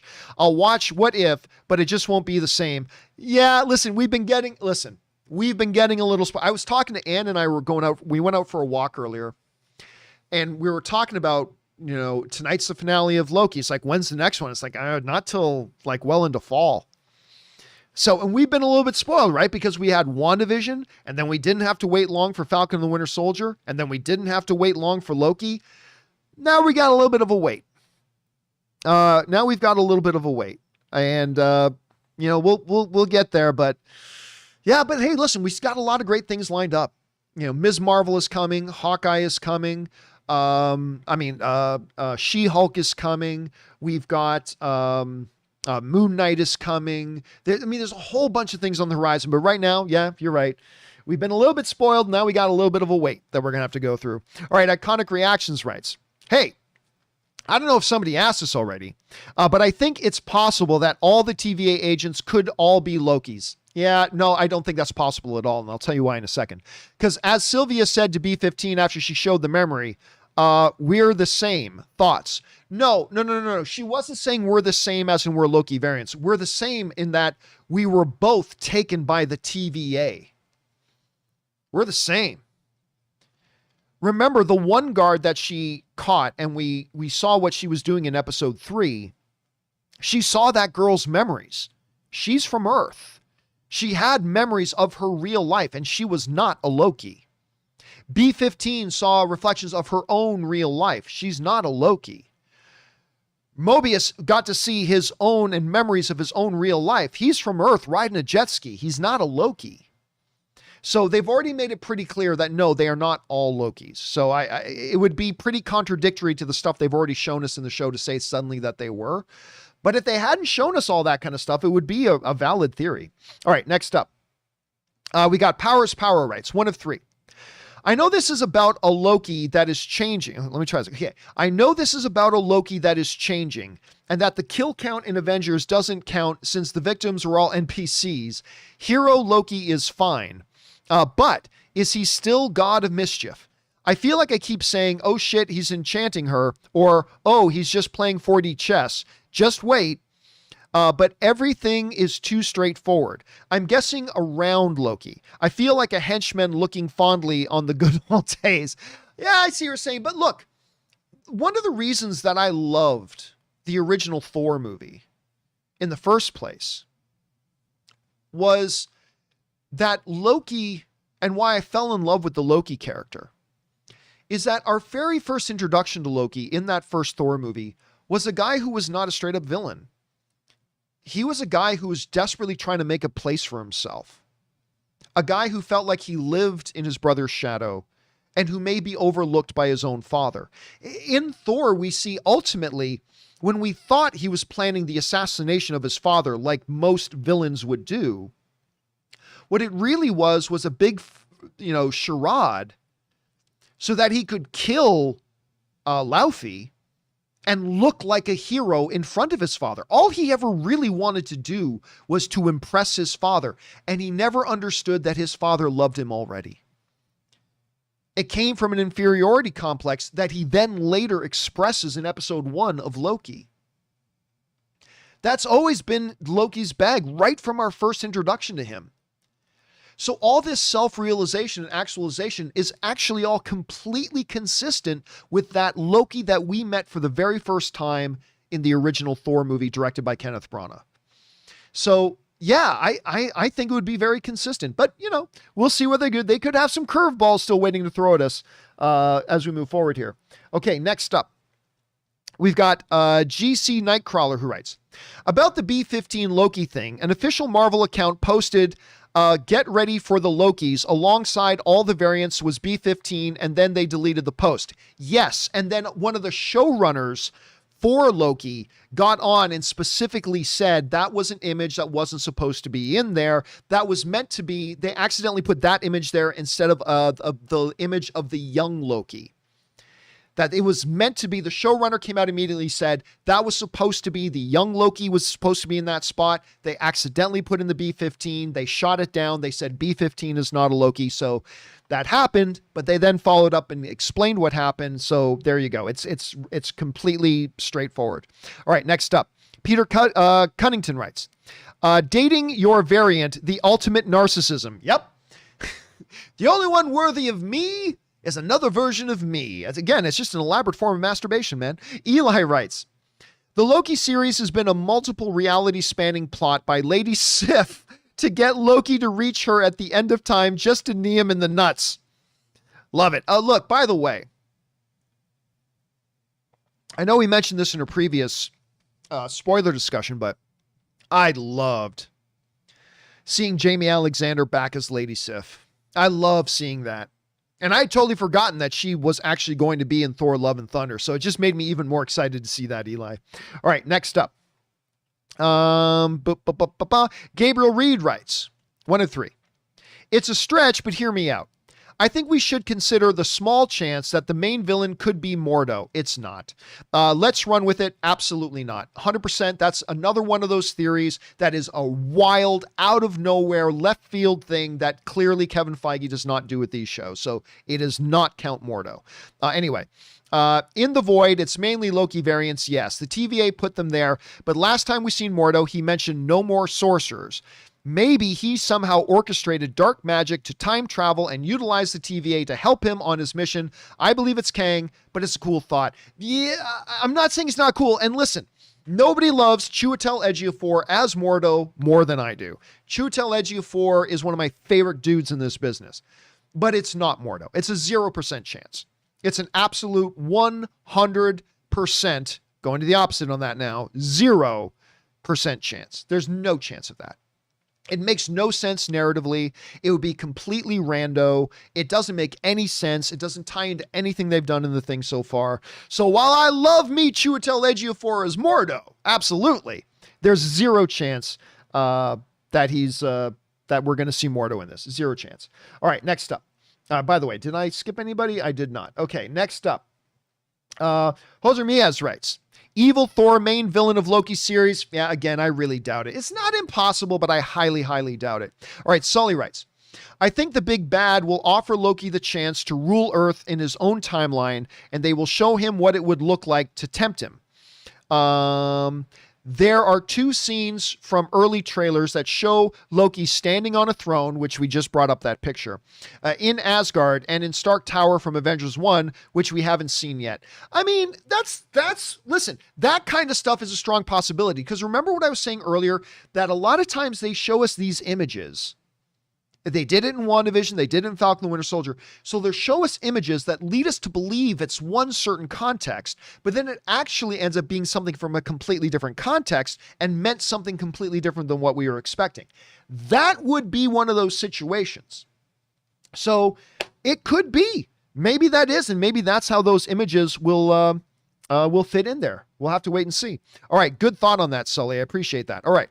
Then we got Danzy writes, I'd be disappointed if it's another Loki, enough of them.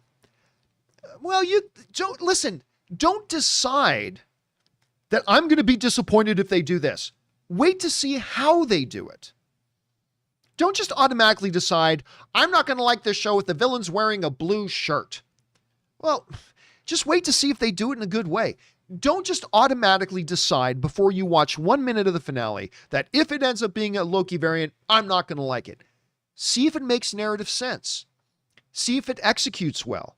See if it's what makes that story flow and hum. Judge it on its own merits. Don't judge it based on your predetermined ideas about what they should or should not do. You're just robbing yourself of joy. Judge it on its own merits, not on what you think it should or should not be. That's my encouragement to you, Danzy. All right, next up. Where are we at?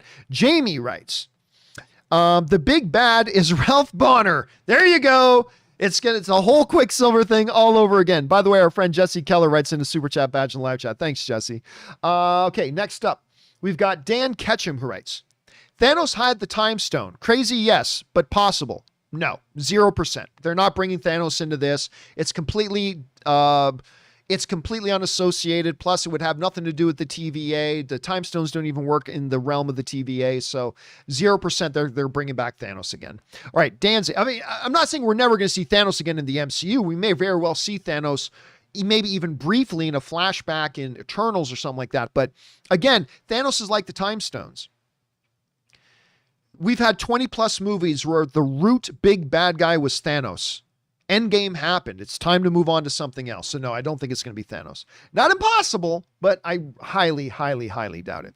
All right, Danzy writes in, sending love all the way from Kuwait, by the way. Thank you so much for writing in from Kuwait, man. Listen, we've had people from all over the world writing into our shows at different times. I don't recall anybody writing in from Kuwait. So thank you so much, Danzy. Thank you for watching us from all the way from over there. That's really cool. Again, I don't recall ever seeing that written in. So thank you for that, man. All right, next up. CG Nightwalker writes, I want a Marvel Star Wars crossover. Absolutely not. Oh God, that would be garbage. TVA goes and prunes the timelines of Palpatine's resurrection and gives Finn's character development. Too much to ask? Yeah, but listen, none of them got character development, right? It's one of the things that I always disliked about John Boyega's, outburst and whining about the character. Guess what? None of them were given good character development. Not Poe, not Rey, not Finn, not any of them. But anyway, but no, never be a Star Wars crossover. All right, next up. DJ Taterskins writes, where are we at? You guys are all wrong. Variant Agent Phil Coulson shows up, which somebody said earlier, as the mastermind of the TVA. At the end of time, Agents of S.H.I.E.L.D. is officially put into the MCU at DeLand yesterday. ROTR rad. I have no idea what that means. The system to ride it. Again, I don't know what any of that means. But there you go. Agent Phil Coulson, according to DJ Taterskin, is going to pop up. He's still going to be pissed off about the stabby at the end. Again, listen. Side note. I just can't mention enough about how much I do really love Clark Gregg. I think he's a tremendous talent, and I loved him as Agent Coulson. He's the only reason I kept watching Agents of S.H.I.E.L.D., which I think is a terrible show. But the only reason I kept watching that terrible show is because Clark Gregg was playing Agent Coulson. That made me stick with it, even though I hated it. I wish they had made that show worthy of him and worthy of that character. But anyway, that was just kind of my take on it. All right, next up. Let's see. That was DJ Taterskin. Thanks for that. And by the way, DJ, I just noticed you tipped him like $20 by sending that in. Thank you, DJ. I appreciate that, man. Next up, Ismail Montoya writes, hey, John, when Mobius tells Loki that he's going to burn down the TVA and thanks Loki for being the spark, will Mobius make everyone aware at the TVA that they're variants? Thoughts? Yeah, I think, essentially that's how you burn it down. You let everybody know what's really going on, and that's how you bring the place down. Mobius can't walk into the TVA and take them all out single-handedly. That's just not possible. But he can get in there and start spreading the truth. And if he can do that, then he brings down the TVA. So I think 100%. I used to think maybe there's a chance that Loki didn't tell Mobius or wouldn't tell Mobius the truth, and then he did. I absolutely think Mobius tells everybody else in the TVA the truth. 100%. I really, really do believe that. We'll find out for sure, though, later on tonight. All right, next up. Valentin Vasilivev writes, hey, John. What do you have against having fun with yourself? It's perfectly natural. Hey, man, I got nothing against it, man. In the words of Seinfeld, you be the master of your domain, to quote Seinfeld. But I prefer the idea of that than the idea of doing it with another version of yourself. That to me is just, I find that gross. Gross, I tell you. All right, next up. Master of your domain. JC Nightwalker writes, your fancy some Diet Pepsi comment opened my eyes. It's not Kang, it's Hagrid from Harry Potter, PS1, and he says, hello, Harry. Fancy some tea. By the way, can I just say, I'm not a big Potterhead. Not at all. Not in the least. I loved Hagrid in those movies. I know, total side note. I just wanted to say, I really loved Hagrid's in those movies. Thanks for sending that in, GC. Next up, Derek Boyd writes, have you noticed new MCU stuff has been about passing the baton? New Vision, Cap, Widow. Think our Loki will pass the baton to Sylvie or Big Bad? Well, here's the thing. Vision isn't really a new Vision. It depends on the semantics of it, but Vision's not really a new Vision. The Cap thing, again, to me, there's only one Captain America. I don't care if you give the shield to Bucky. I don't care if you give the shield to Sam. They're just borrowing Steve's name, Captain America. Steve Rogers is Captain America. That's it. Period. End of sentence. End of story. I don't care what Bucky does. I don't care what Sam does. They're not actually Captain America. They're just carrying Steve's name, in my opinion. But whatever. We also don't know that they're going to start calling Yelena Black Widow. Right? They may never call Yelena Black Widow. So I don't know, but also listen, to go along with that about the passing baton, it looks like the new Hawkeye series might be doing the same thing. So I don't know. It makes me a little bit uncomfortable, but I don't know. It's all about how do they execute it, right? It gives me, again, dark, evil flashbacks of that Transformers movie, but who knows? Maybe they'll make it really work. All right, next up. GC also writes in again, if you want to know why specifically Hagrid from Harry Potter PS1, Google him. All right. Next up, Suthius writes, could be a trope of bad guy, King Loki, enslaving, imprisoning innocent person, Kang. Really?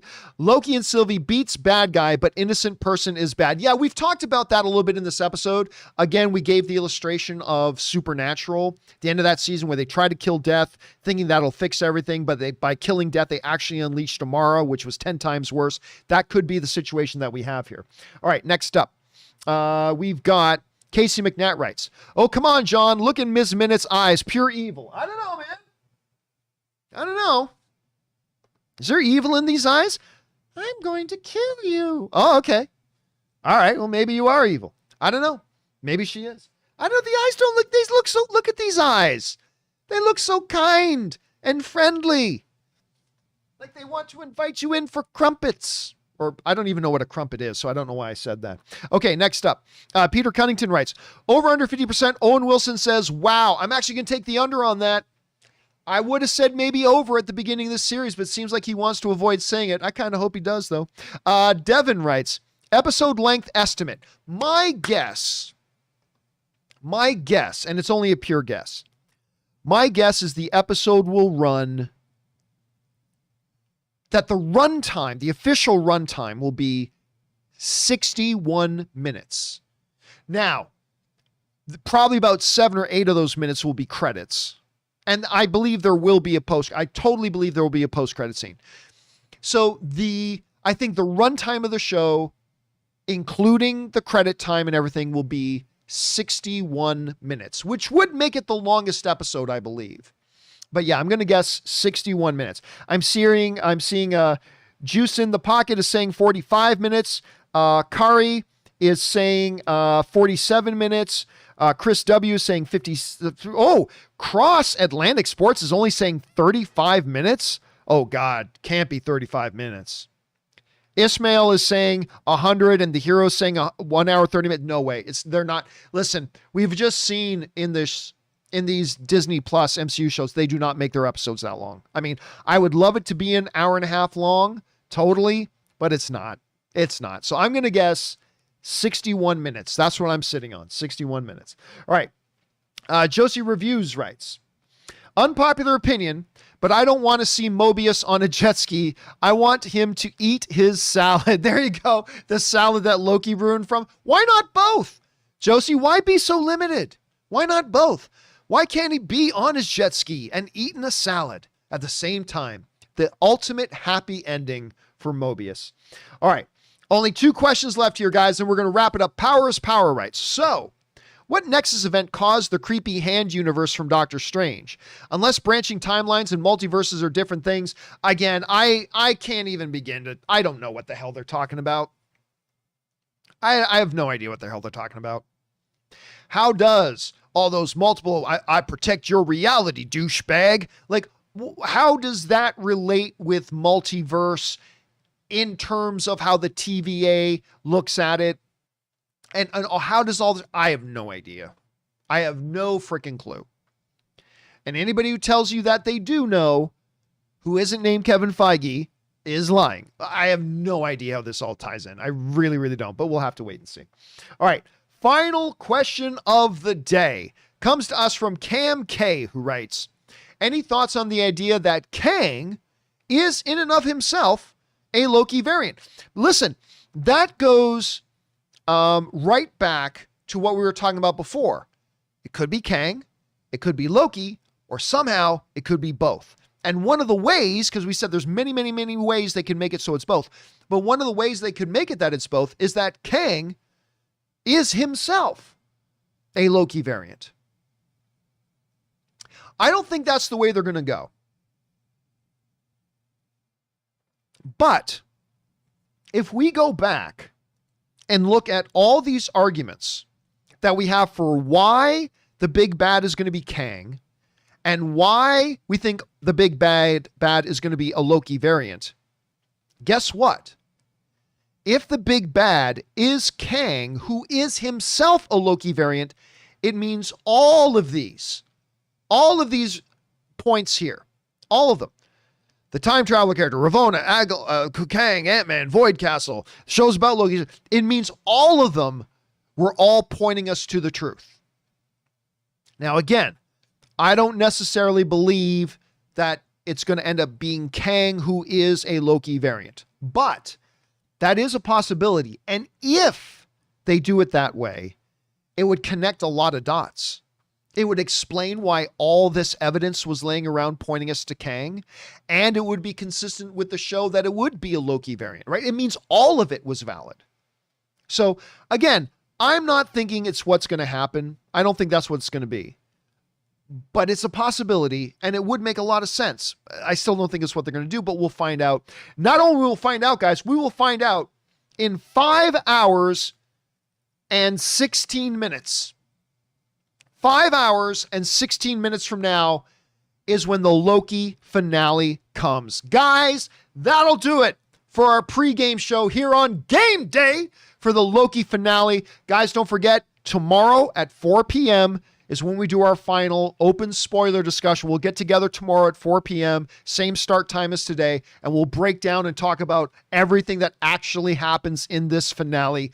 Cannot wait. Guys, thank you so much for coming along on this journey with me. This has been a lot. I love doing these pregame shows because I get so hyped up for the show tonight. I'm very excited about watching it. Thank you guys for being here and being a part of it. A special thank you to all you guys who sent in the questions and comments and theories and chats. Number one, because you gave us great fun things to discuss and talk about, gave me a lot to think about. And number two, you support this channel and all the shows we do as you did it. So all of us involved with the John Campea YouTube channel, thank you guys so much for that support. Okay, guys, now your job is simple. Take a quick nap. Make sure you're nice, awake, and alert for tonight.